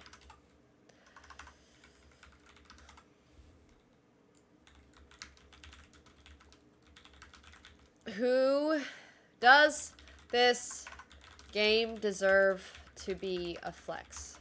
Yes or no? Here, I gotta go to the bathroom anyway, so I'll be right back. I gotta take my toilet paper roll with me because I'm going on my trip and I decided to not order tissues until I'm back from my trip, which I'm gonna inevitably forget. So I'm on my last roll of toilet paper as well as tissues. You're welcome for that piece of information.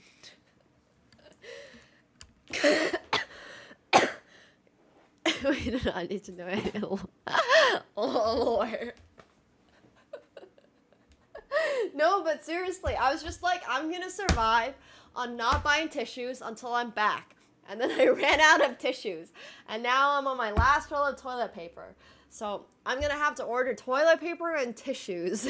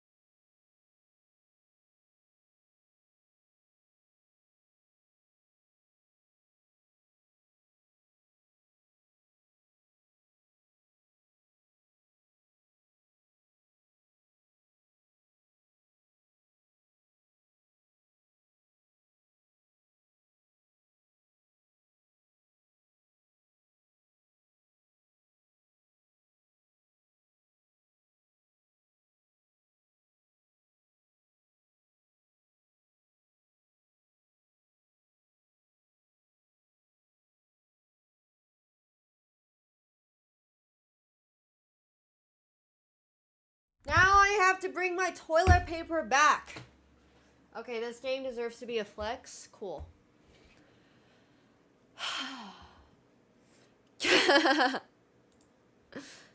Alright, cool. Alright, game is pinned. Struggles are real. The struggles are real. I'll think about it, Gary. I still can't believe Andrea won a PS5. I asked her if I can buy it from her because I knew that she would never ever use it for real. And then she said, oh, I'm going to set it up and play games with Alex. And then she never did. And she just has a spare PS5 lying around. I'm still mad about that.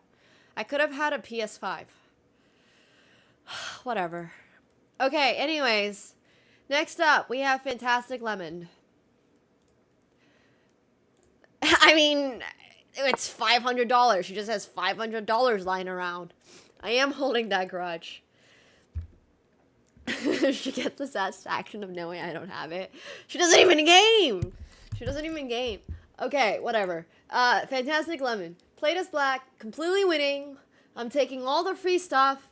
Let's just move the bishop and complete the ladder, mate. My hubris and unwarranted confidence defeated me once more. Cool. Let's do this. Let's take a look.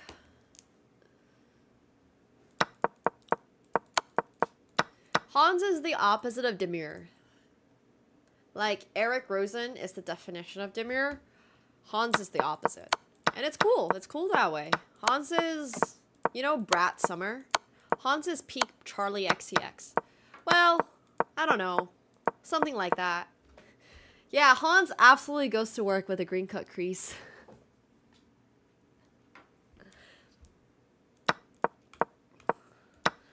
Brat Summer, I would say, honestly, is like the opposite of demure. But I honestly don't have anybody that's like particularly demure in my mind right now. Like I don't really know who top level is kind of demure. MVL, I guess. is kind of demure. Kind of. Sorry, this is a fail.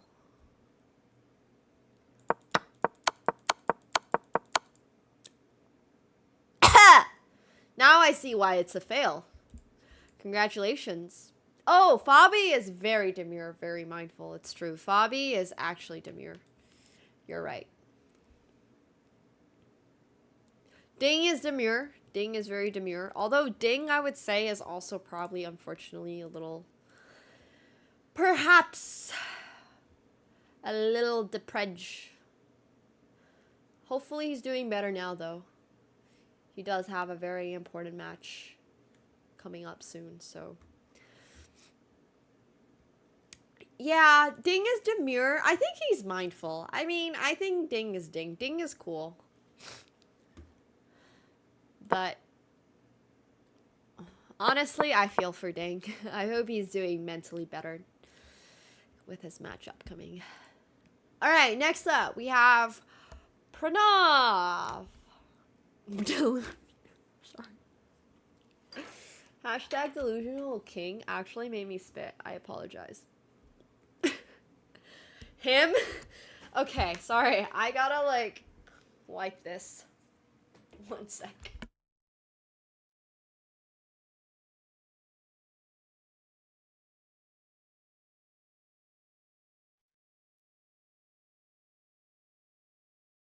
Chat honestly has a no chill. Chat has no chill. I don't even think Hans is that delusional. The only person I genuinely think is slightly delusional is Kramnik. There's just no way 90% of the people he plays against are cheating. Okay, so anyways, Pranav. I played as white. This is one of my best games ever. I got a King Brilliant move for the first time and completely baited my 2200 opponent. Followed it up with a Rook Sack Brilliant and forced a found mate in a force. And found a first mate in 8. Fair play to them for letting me play it out. Enjoy. Okay, thanks. Let's take a look.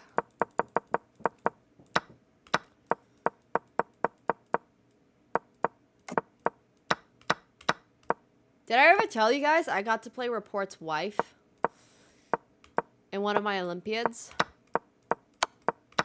Random fun fact. Ooh.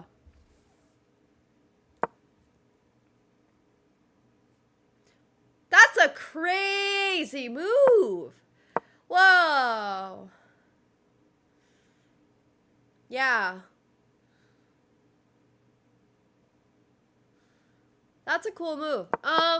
The king move is a brilliant move because once the queen takes, you have bam, followed by bam, bam, and now the king has to go on the run and you just deliver checkmate. It unpins the rook so you're able to swing it over, which is really, really cool. And being able to use all your pieces is a very important part of chess. Hey, Stuckfish, thank you so much for the tier 1. Welcome back to your 15th month. Thank you. Thank you, thank you. So this is honestly really cool. I have not been to Waterworks Food Hall, but that is going to be one of the spots that I plan on visiting for my food Instagram. So thank you for bringing it up. Yeah, that was really cool. We have a new flex pin.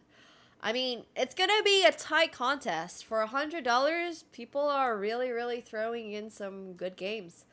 Don't forget, guys, we do have $100 up for grabs for the best game of this week. So if you haven't yet submitted a game, it's not too late to do so. We're actually starting to get to the bottom of the list. You have a couple more minutes. So, yes, it's actually coming. There is 5 pieces of content on it. I am, working on it. So, yeah. I really am working on it. Doing my best. Okay. So, next up, we have his Panico. Aw, man, guys, don't save your games. Just submit them. I have no fails. Oh, wait, I have a fail now. This is Panico's game. Panico's game is a fail. I played. It's called Worth It Food.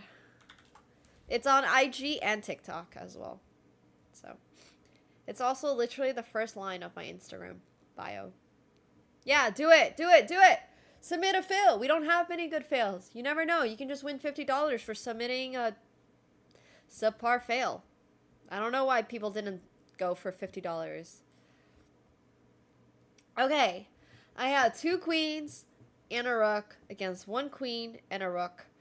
And, but as soon as he gave me a check, even if I had time on the clock, I thought that I had blundered, thinking that both kings move lengths who I made in 1. When I checked the analysis after the game, I realized that it wasn't a blunder at all, and the other king was completely safe, and I let be checkmated in a completely winning position.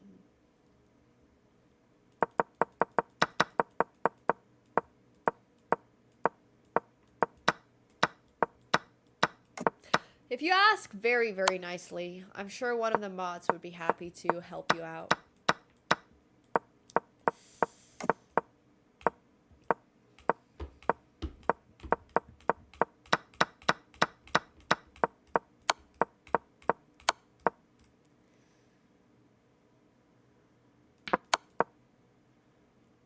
No! No, buddy! This was so free! Queens move backwards! Unlucky. Alright, well, your game is definitely pinned, Peniko. Congratulations. Okay, next up, we have Joshua Wav. I played as white, got 2 brilliant moves, bro thought for 14 seconds, and still blundered made into haha.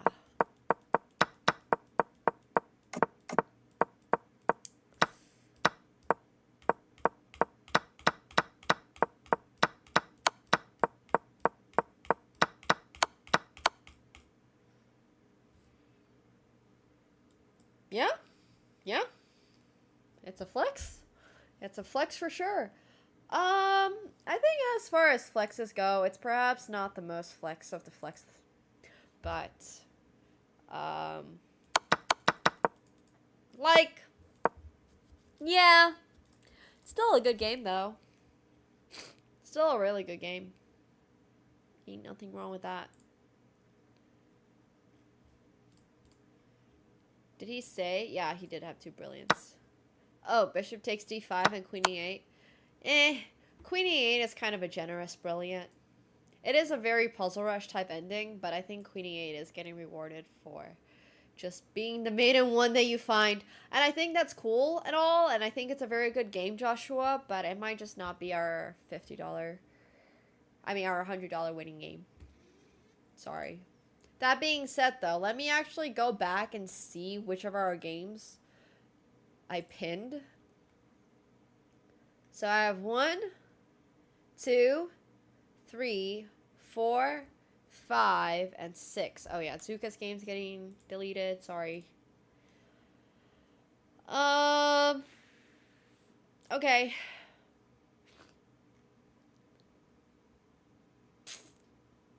Okay. Yeah, fair enough. Okay, next up, we have Setharis. Played as white, was dominating as a 23-17 to eventually just blunder all the way due to time pressure.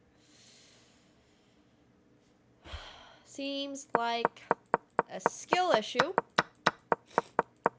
No, I'm joking. Obviously, I think you did very well to get in a winning position in the first place against a 2300. Yoink!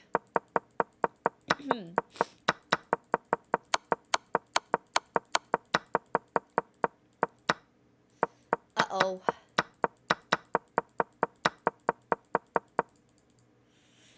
No! Not the skill issue. Gotta move faster, bro. Gotta move faster. Just gotta pre-move. Pre-move all the way over there and take the pawn. That's it. That's all you gotta do. Okay. Pain. Pin is a fail, obviously.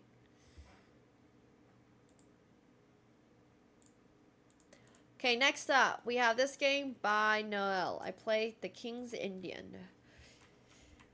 It does not say what color you are, Noel. Do you know what color you played?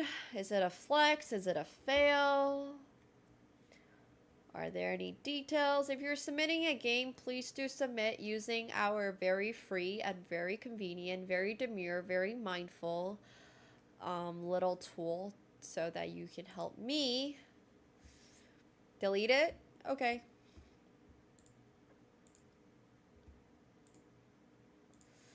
Alright, next up, Brainless Blunderer. I like your username, sir. Maybe my game, I won white.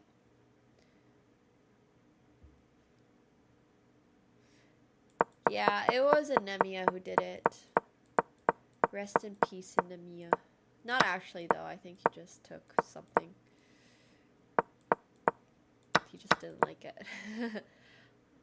But he left. A valued member of the community.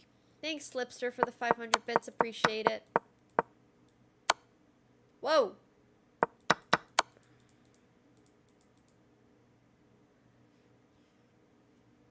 I mean, it's a good game. You're 400.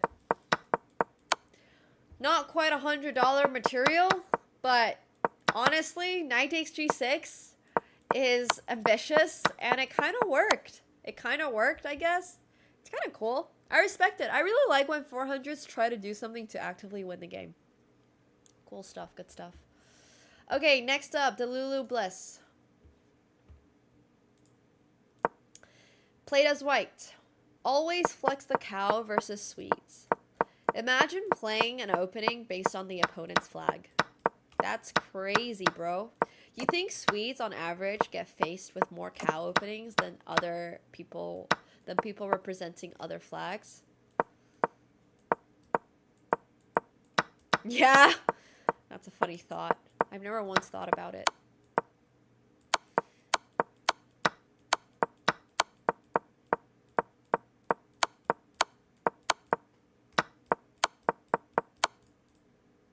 Yeah, it's a fine opening. It's a fine game. Nothing really impressive. Okay, fail.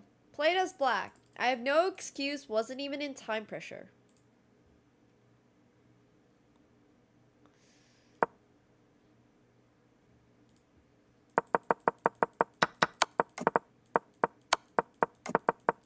No excuse is some honesty that we don't see too often in this channel.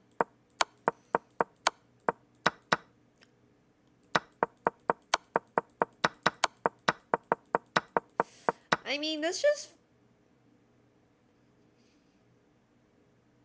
Bro didn't even lose.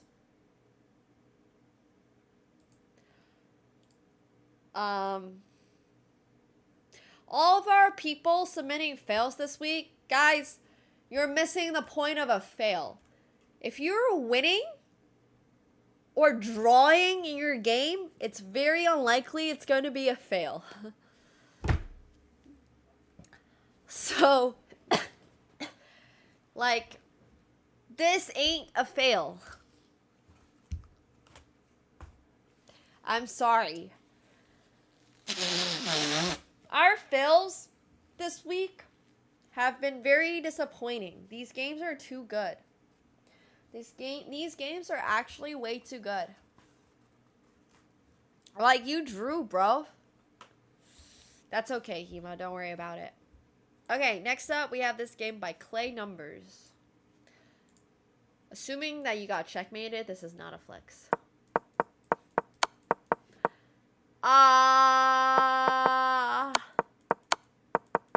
Bro is 285.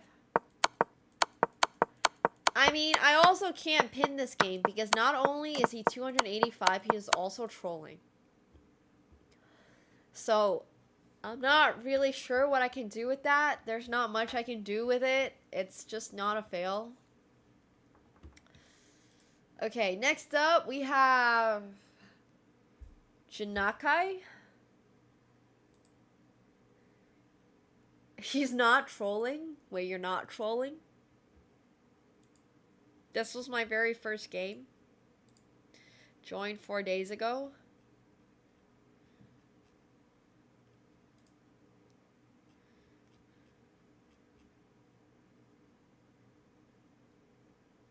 Oh my god, it actually is.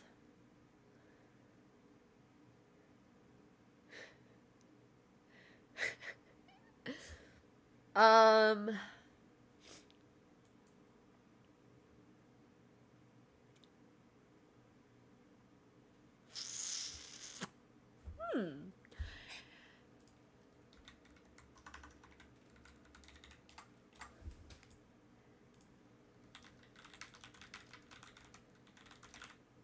Alright, let the chat decide.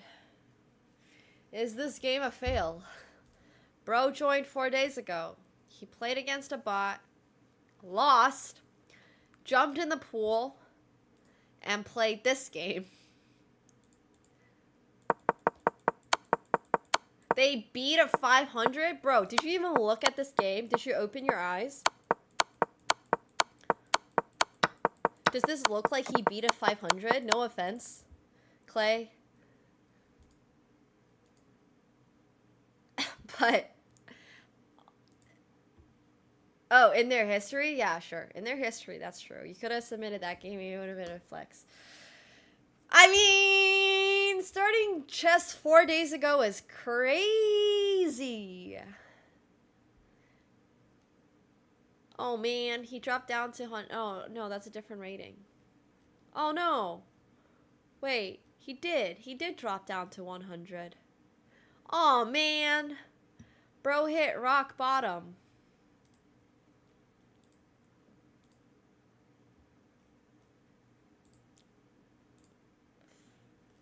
Oh man. Alright, you know what? Your game is getting pinned. I believe you. Not trolling. You got this, bro. Chess gets better from here, I promise. Once you don't move your king in the middle, in the start of the game, it gets better. Some really quick advice for you. E4 is a good move.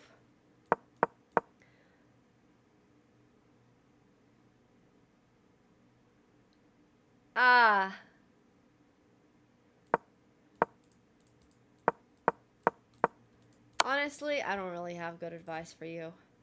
Just keep at it. You got this. Alright. Game is definitely a fail. Just control the center, develop your pieces, and castle. And don't move your king. And if something is being attacked, you should try to defend it.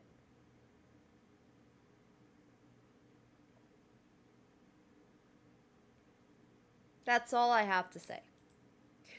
Okay, alright, fail. Stupid game. Janakai. Drunk and playing the French is white. Are you still drunk?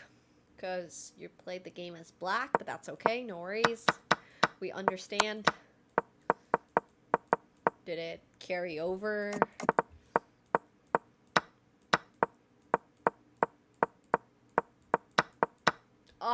Okay, whatever. No, we don't want the rook. Instead, we want to give the knight off for free. No problem.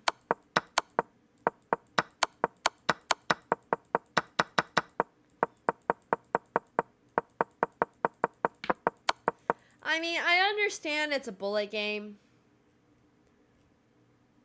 Wait, you got stalemated?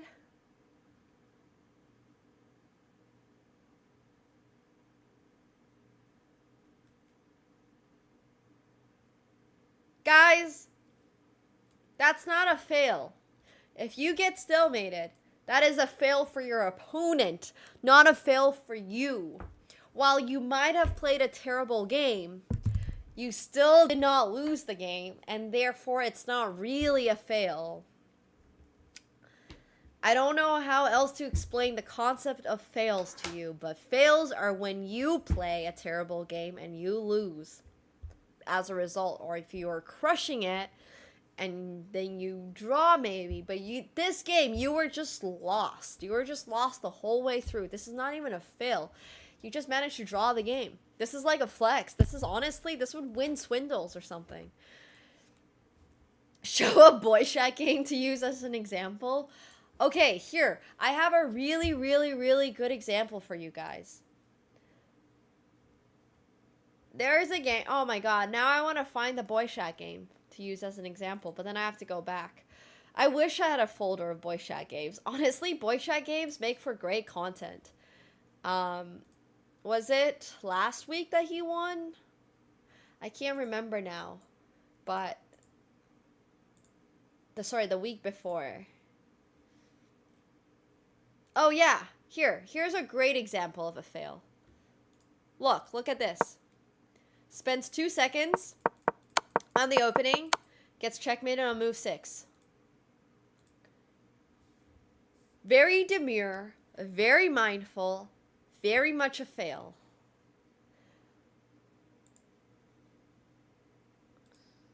Very XQC of them.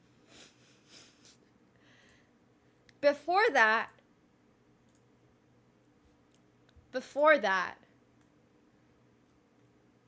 oh, Boyshat did not participate that week.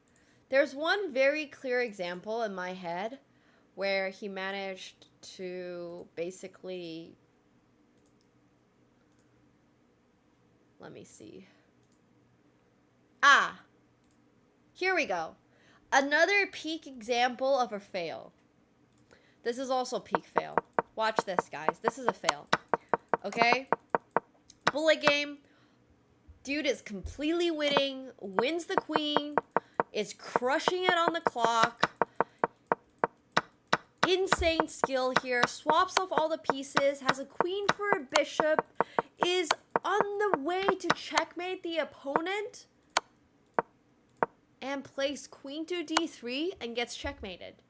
Now, this game, this is a fail. And the opponent has 0.02 seconds on the clock. And Boyshat has 30 seconds. Now, this is a fail. Getting stalemated is not really a fail. Look, our fails have high standards, alright? You gotta lose your game for it to be a fail. Yeah. So,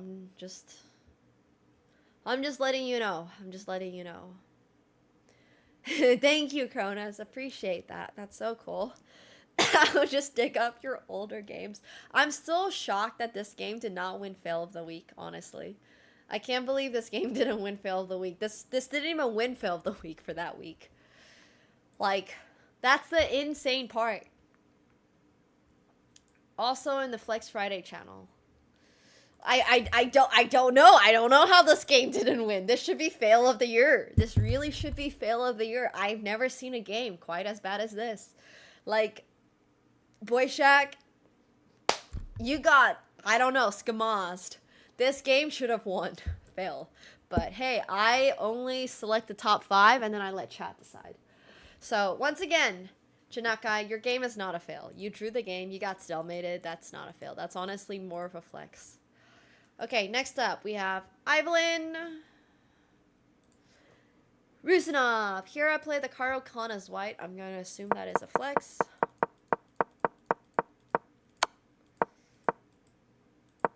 Yeah, that was pretty surprising. That was honestly pretty shocking. One of the worst fails I've ever seen. Make that into a short, Boyshat. Highlight your failure. I'm joking. Only if you want to, obviously. I mean, Boyshat has somehow won almost as much money as Gary, but with half the number of flexes, double the amount of fails, I guess. I think is how he's done it. This game, good game. 1270, a really good game. You successfully demonstrated why the Caro Khan is probably not the best opening for beginners to play, because black never castled, and this is also another really good example of why, as black, you should probably be castling from time to time, you know. Don't even want to go through the games. Amazing. Okay, well, next up we have Hema. Let's see if Hema's game is actually a fail. Oh, Skrillasaurus Rex. No, Boyshak is really. Yeah, you can let Gary go through your games for you. Oh my god, that'd be so funny. That would actually be so funny. That would be such a great team format. Alright, I mean, this is looking decent. Was looking decent. Is no longer looking very decent.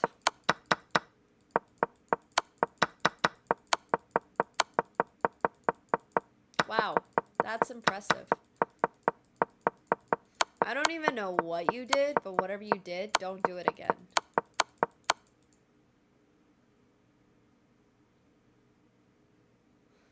That's crazy. How'd you lose all your pieces? I was wasted? Fair enough. You know what? Accepted. I accept that. Okay. Hima, you're getting pinned. Also the Nemo, typical Nemo viewer. Yeah, it's true. I mean, nothing like signing up for a Rapid Arena and then using like a whole 3 minutes of your clock for 50 moves. Great time usage, though. Great time usage. Okay, well, that would appear to be all the games for this week. Congratulations to everybody that got pinned. Congratulations to everybody that played good games but did not get pinned. Congratulations to all the people that submitted fails and they weren't actually fails, they were just draws. Like, go you. So, yeah. Overall, good stuff from everyone. We are going to do a little summary of our flexes first, and then also congrats to all the people that did nothing and just watched and enjoyed. I hope you're saving your mental from playing chess and just enjoying life, really.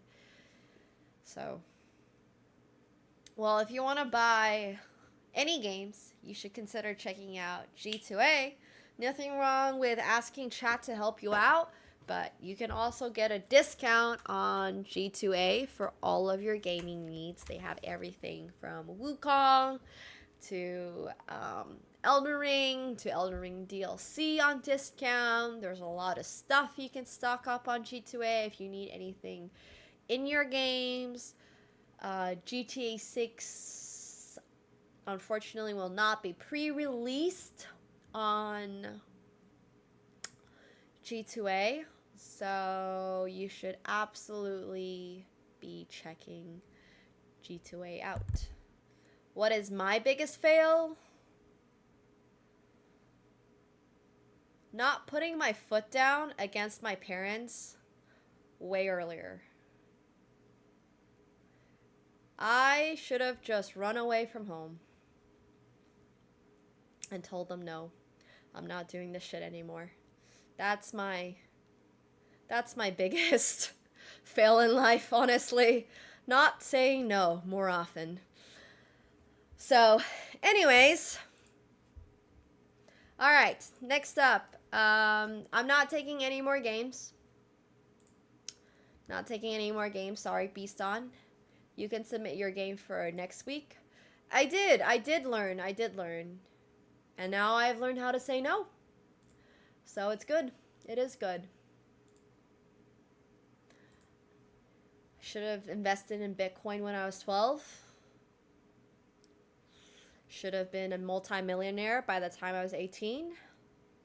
And then I could have actually done the degrees that I wanted to do and lived the life that I wanted to live and not lived in the shadow of somebody else.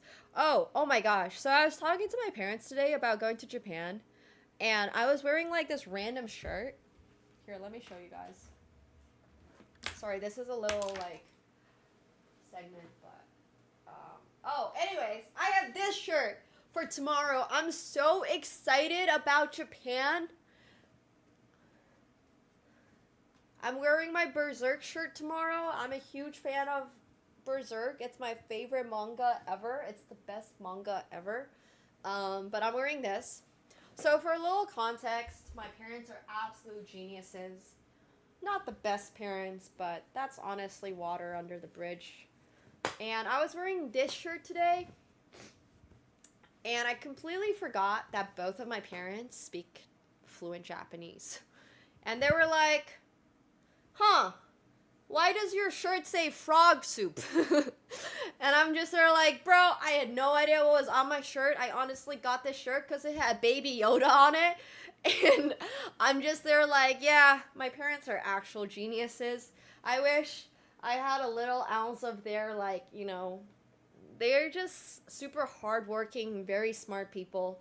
I wish I had gotten a little bit more of that. But anyways, this shirt is also awesome. I'm bringing this shirt with me to Japan too. It says something like frog soup on it. For a little context, this is Grogu, Baby Yoda, and he's eating frogs because that's something their species does. Yeah, at least it's not something about ketchup in Chinese. Yeah, it's true. It's true. Well, there's not a single kanji on this. There's no kanji on this. So, also, kanji is not pronounced the same in Chinese and in Japanese. If you have the same character, like, for example, water in Mandarin is shui, like the character for it, and I think in Japanese it's mizu or something. Like, they are not pronounced the same. It means the same thing because it's the same picture for water, like the same character for water, but they're not pronounced the same. But yeah, everything here is the other two. Anyways. So yeah, that's a little bit of lore about them. They both speak fluent Japanese. And I was just there like, yeah, I completely forgot about this. But props to my parents. So, alright, back to the flexes and back to the fails. It's really cool. I wish I had gotten to learn Japanese.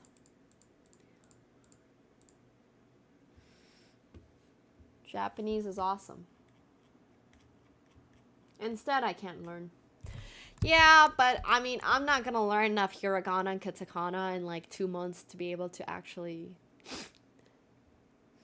you know, use it in Japan. Like, I wish, but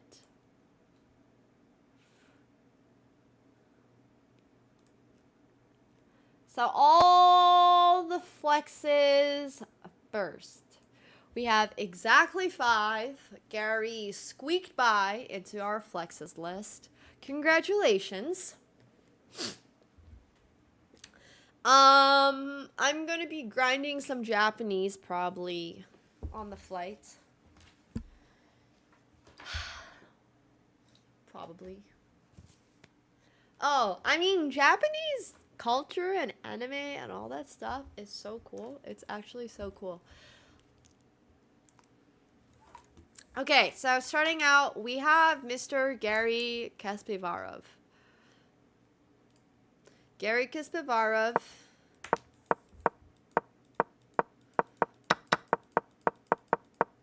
played a Spanish, and his opponent made this little inaccuracy with bishop takes f3, getting baited into thinking that doubling the opponent's pawns on the king side is a good idea, whereas actually it makes for a really good attack for Gary, where he finds the beautiful Cypress gift. We love the Cypress gift.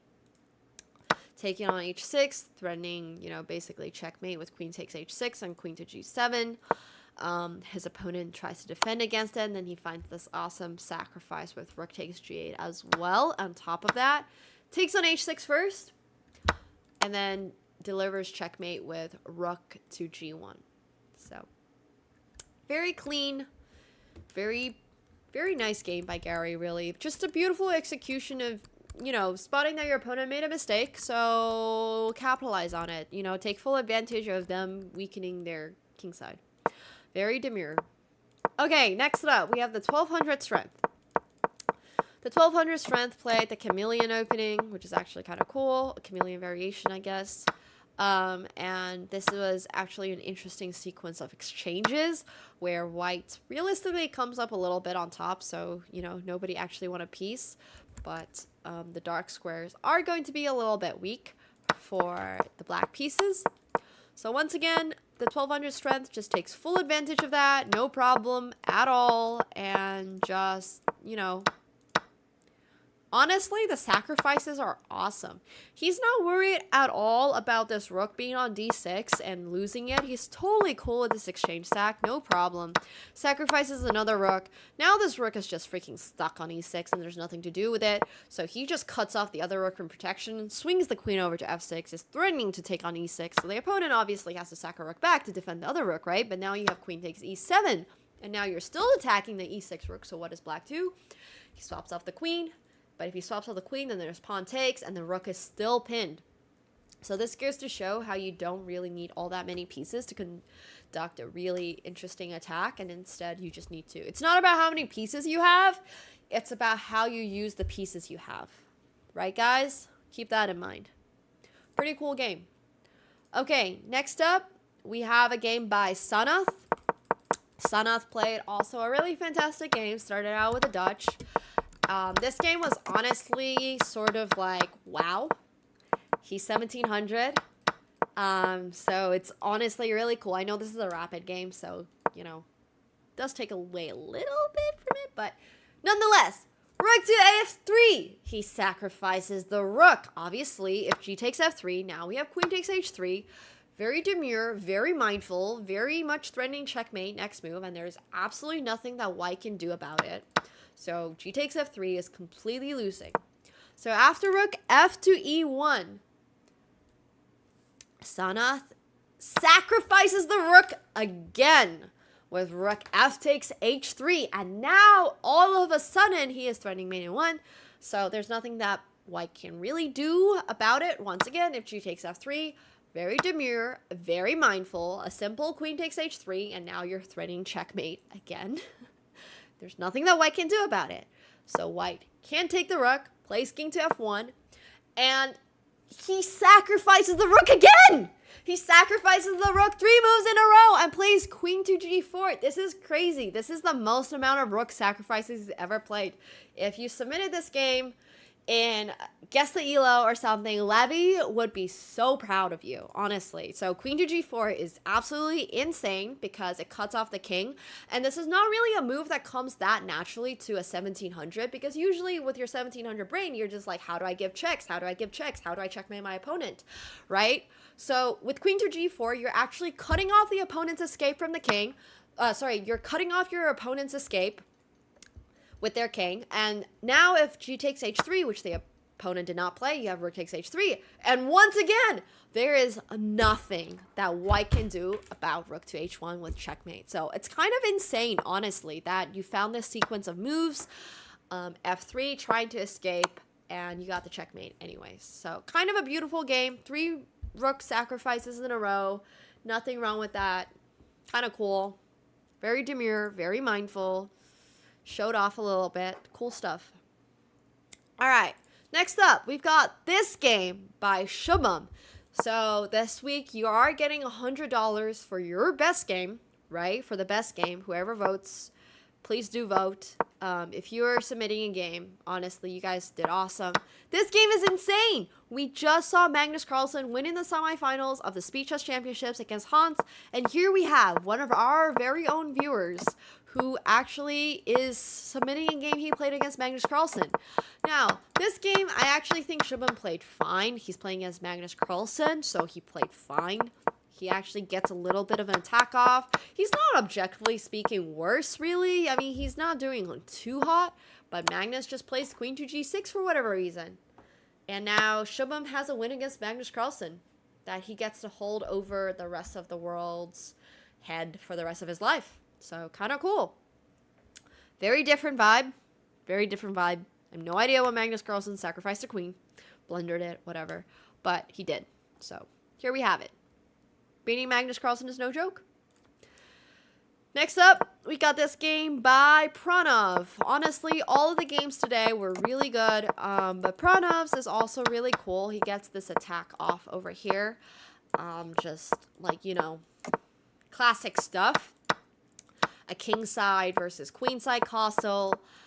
He does get in a little bit of a finicky position over here with his opponent's queen and rooks and everything aimed right at his king, but he has no fear.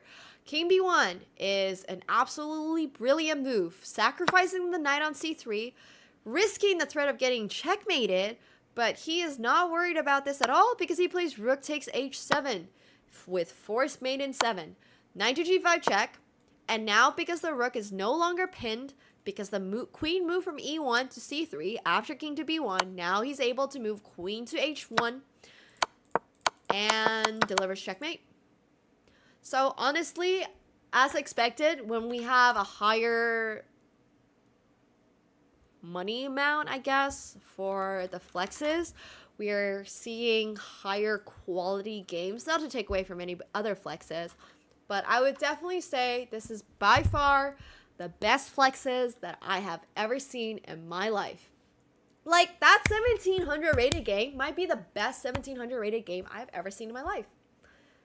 Literally. So anyways, who deserves $50 today? Sorry, $100 today. Kind of crazy. Kind of crazy. Okay, so $100 on the line. Whoever you vote for is a vote towards them winning $100. And a little announcement. We are going to be taking a break from Flex Friday for the next 2 weeks until I am back. Prices will not be increased for the following one.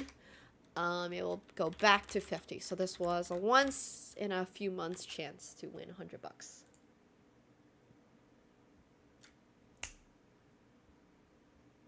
Okay. This week, all games deserve to win. I mean, all the games were insane. Every single game was honestly insane. So whoever you think deserves the $100, yeah. Here I was hoping for a Flex Friday Japan edition. Unfortunate. No Flex Friday Japan edition. I'm sorry. I apologize. My time in Japan is too valuable. I'm not going to Japan, all the way to Japan to do a Flex Friday. I'm not that dedicated. It is hot in Japan, yeah. This is the 700 who sacrificed the rook 3 times. This guy's 2500, played against Magnus Carlsen. This guy's 1951. Got a really brilliant attack off. This is the guy who is 2300 and sacrificed 2 exchanges. And then we have Gary, who found a beautiful Cyprus gift. I forget we existed in Japan. Fair enough, Mega Man, fair enough. But yeah, whoever you want to vote for, feel free to go vote for them. So, yay. Go vote for them. Go vote for them. It's a good time. All right, I'll be right back. I'm going to get some water.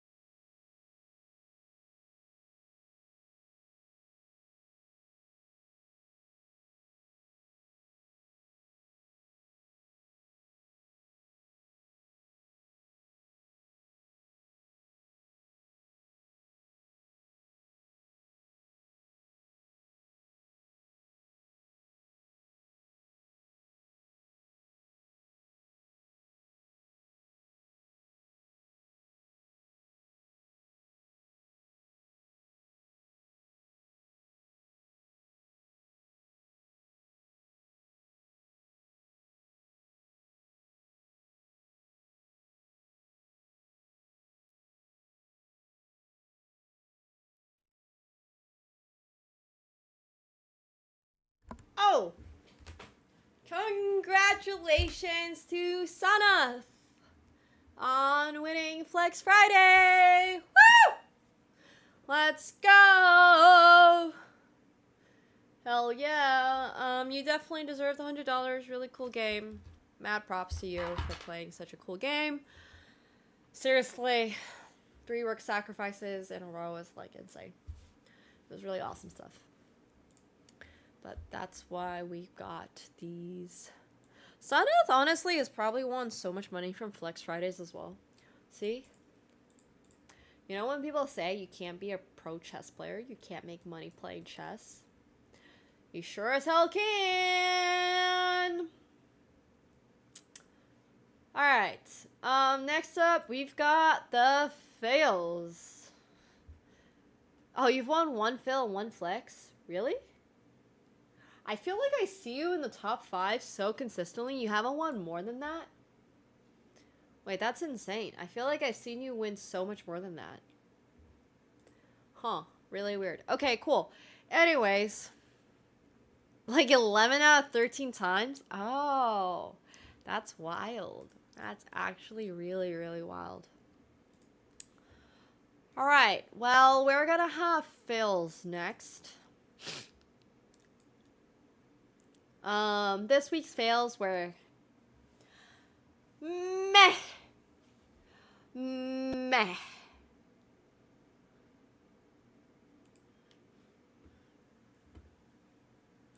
But, that's okay. That's alright. This is not a fail because he won, I believe. Yeah, not a fail. That is correct. This week's fails were like... It felt like we were scrambling to find bad games, and honestly, I respect that. Everybody had good games. But we can do better. We can do better. Come on, guys. I've seen worse games from Twitch chat. I don't even have 5 games. I have 4. I literally have 4. I don't have 5. Everybody else that submitted a fail either drew their game or won their game. That's crazy. I mean, the flexes were so good. This week's fails were so, like, whatever, I guess. Everybody wanted the $100. Nobody wanted the 50. It is what it is. So I can't take games that you won. Can't really take games that you drew. So these are the 4 fails that we have this week that actually fit in the fails category. So whoever wins this category, you guys are going to vote, is going to get 50 buckaroos. So follow closely, guys. Look at the game. So for our very first fail, we're going to start from this way. We have this game by Fantastic Lemon, who is playing a 3-minute game. And the reason he is up for the contest of $50 is because he played a very good game, was very winning, won the rook, is up a full rook in this endgame, and is honestly just killing it. But what does he do? He blunders, checkmate and 1.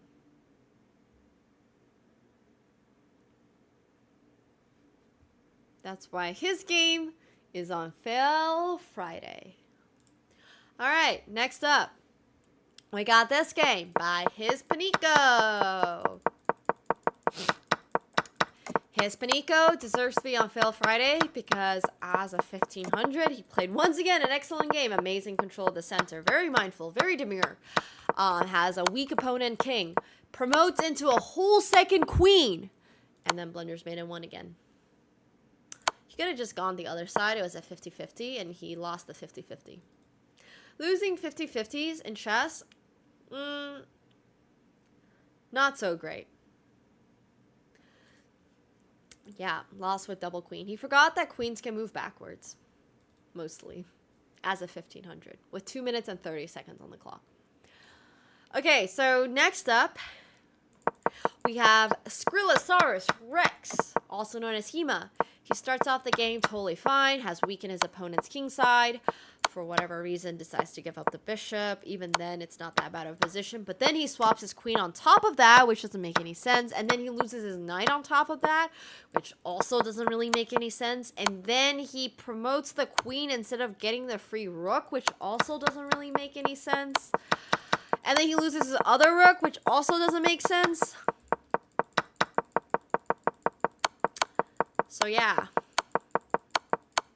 The good news is, though, he did not get stalemated, so he's actually able to submit this game as a fail. Well, you already got unpinned. You didn't lose your game. This week's fails were very disappointing. So next up, last but not least, we have this guy, Clay Numbers, who, after interrogating him, we have found out he is not trolling. And he is actually, genuinely, just playing his first game of chess, started 4 days ago, in fact, and has already learned how to bonk cloud in quotation marks. I'm honestly not entirely sure he's figured out the rules of the game yet, but he's doing his best, so you guys can decide.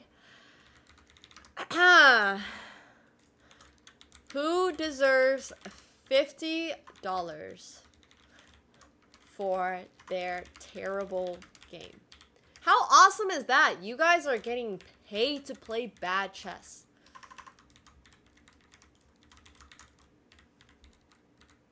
Like, you guys are literally getting paid. Imagine that. Top level grandmasters can't even get paid to play good chess. You guys are getting paid to play terrible chess, and I only got 4 games submitted this week that qualified. Like, I'm seriously disappointed in my chat's inability to play terrible games.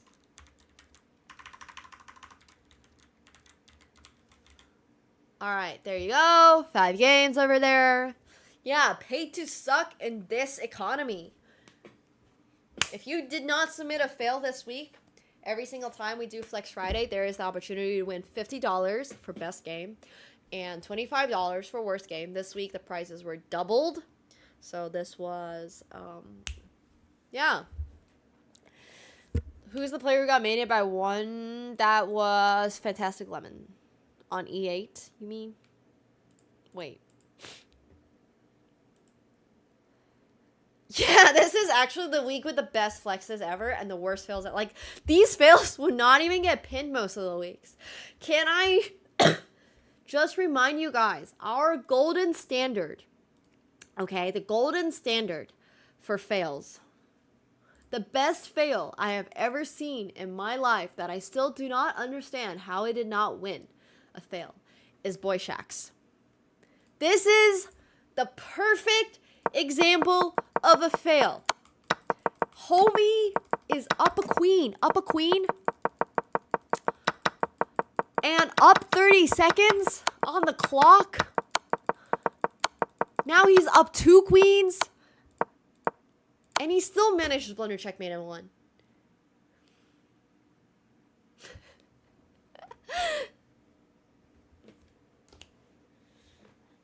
So, you know, like, this is the golden standard. And the opponent has 0.02 seconds left on the clock. How is this not the golden? How is this not?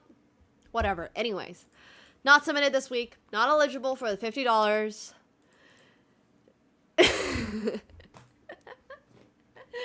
Just how? How? I didn't even win that week. That's like the fail of the millennia. Exactly.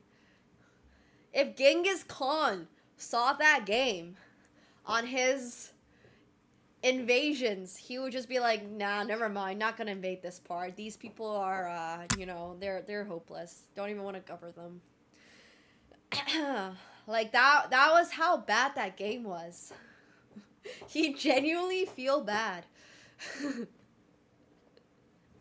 Okay, but anyways, go vote for whoever you think deserves the $50 for this week.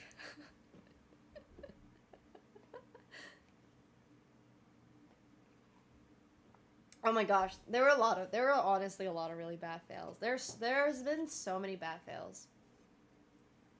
I'm starting to stream these Flex Fridays on YouTube as well because I realized that at some point I'm gonna want to have a good laugh at bad chess games when I myself am having a bad chess time. So just letting you guys know, these VODs are now available on YouTube. If you ever feel bad about your chess, you can go on YouTube, because I know Twitch only keeps them for 90 days, but they'll be forever on YouTube, and you can look at them. If you ever need a laugh, if you ever feel like you're hopeless in chess, just know that even if you are hopeless in chess, you still have the chance to win $50. That's honestly more than a lot of chess players out there.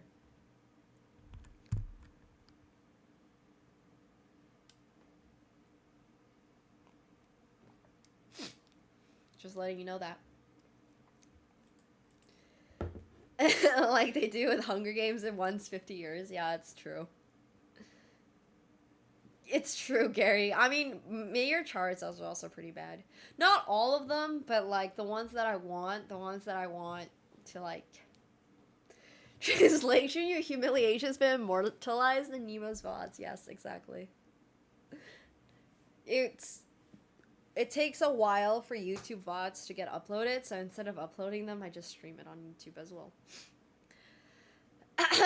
Because that's way easier.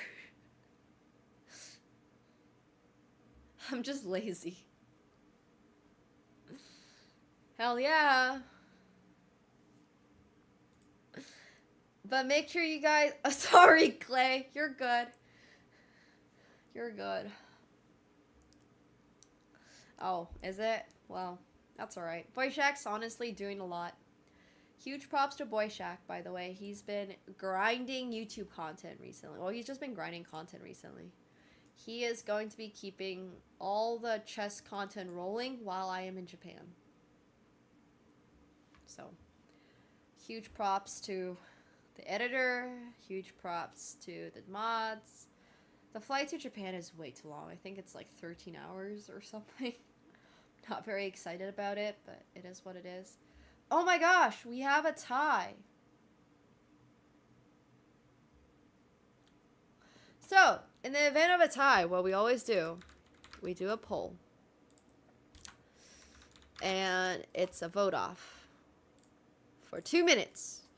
Who deserves Fail of the Week more? Who do we have? We have Skrillasaurus Rex and Clay Numbers, right?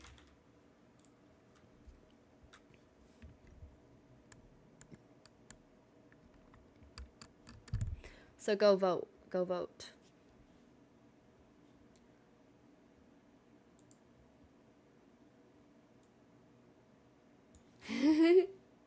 Skrillasaurus Rex is an awesome name. I call my cat sometimes Spazosaurus Rex.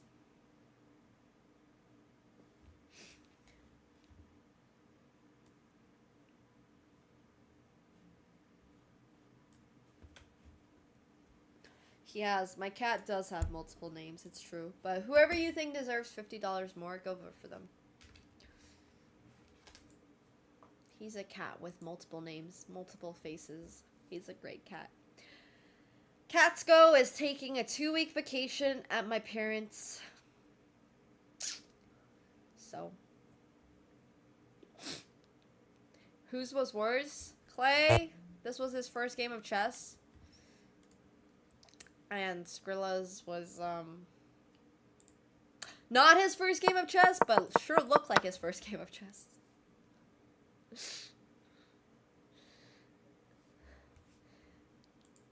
Same rating, really. Honestly, not much difference. Both games were pretty out there.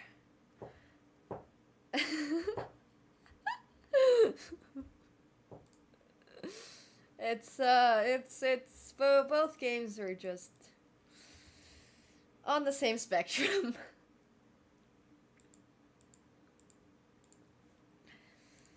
Hey, don't talk to my cat like that. No, it's okay. You can only go up from here, Clay. You can literally only go up from here. You had your worst game of chess ever.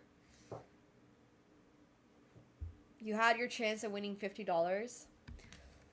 You will have a chance of winning $25 in the future, or maybe winning $50. There are more?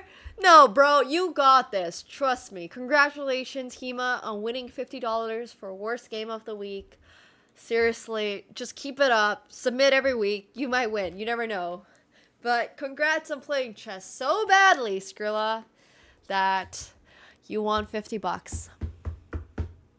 I did, Clay. I actually checked. I mean, it could be worse. It could be worse. I don't know. This is like your first week of playing chess. It's totally fine. Hey, Ben and Kieran, thank you so much for the raid. Welcome, guys. Hope you're all doing well.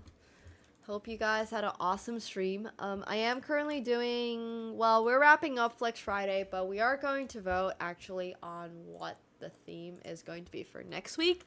This week, the best game won 100 bucks and the worst game won 50 bucks. Let's see what we're gonna have for next week. Sorry, though. Oh, wait, we never did animal openings. Oh my god, that means that, oh, it's Ben's birthday. Happy birthday. Happy birthday. Hope you're well.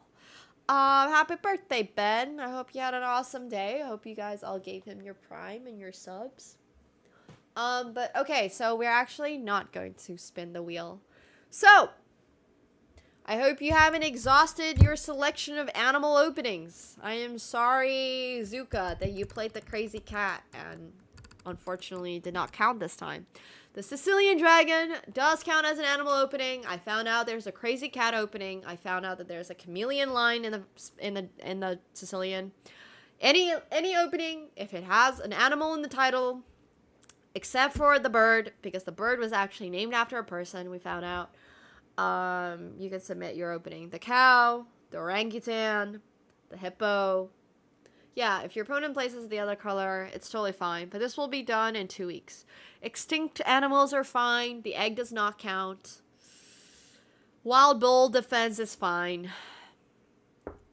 So yeah. If you find any animal openings and you all have something creative, please. Bonus points for pterodactyl defense. If the animal died 500,000 years ago, no problem. If the animal died 500 million years ago, also no problem. If you find an opening that nobody has ever played before, no problem. Honestly, get creative. Have fun. Enjoy. If you find an opening, there is a crazy cat opening out there. There's a lot of options out there. I'm just letting you guys know that. There's a lot of options. If you want to be boring, you can always play the cow.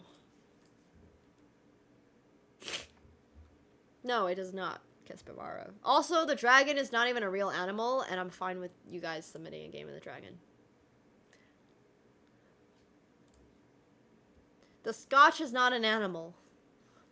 The Scotch are a species, or, sorry, not a species. They are not even a race, I guess. They're just like an ethnicity of people.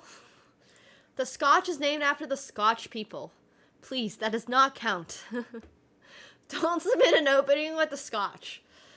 Well, the Scotch opening is named not after the drink. It is named after the nationality of the people. Like the Scotch from Scotland. So, no, you cannot submit the Scotch. Do not submit the Scotch. That does not count. Thank you. Yes. It's named after the Scottish people. You can drink Scotch. Yes. Playing Bullet for an hour. Honestly, why not? Why not? Okay. No, you cannot. If your opening name does not have an official like chess.com thing that tells you exactly what opening it is, it ain't gonna count. I'm sorry. It has to count. It has to count. Technically, people are animals, but I'm not gonna count the Scotch. I apologize. The hippo counts.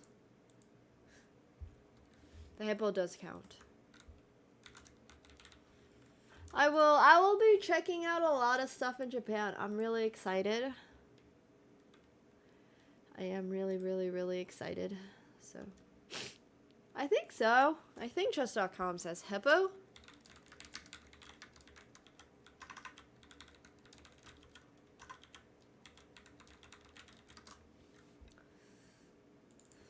Alright, so tonight we're gonna play spin and golds.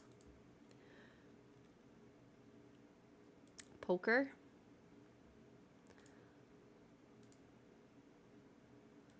Thanks, Fantastic Lemon. I appreciate it. It's the perfect time to play spins. It's the weekend. How do the payout? You just ask. You just tell a mod. You just tell a mod. Oh, yeah. Also, goodbye, YouTube. That's why you guys should watch on Twitch. Twitch is the better site. 07 YouTube. Okay.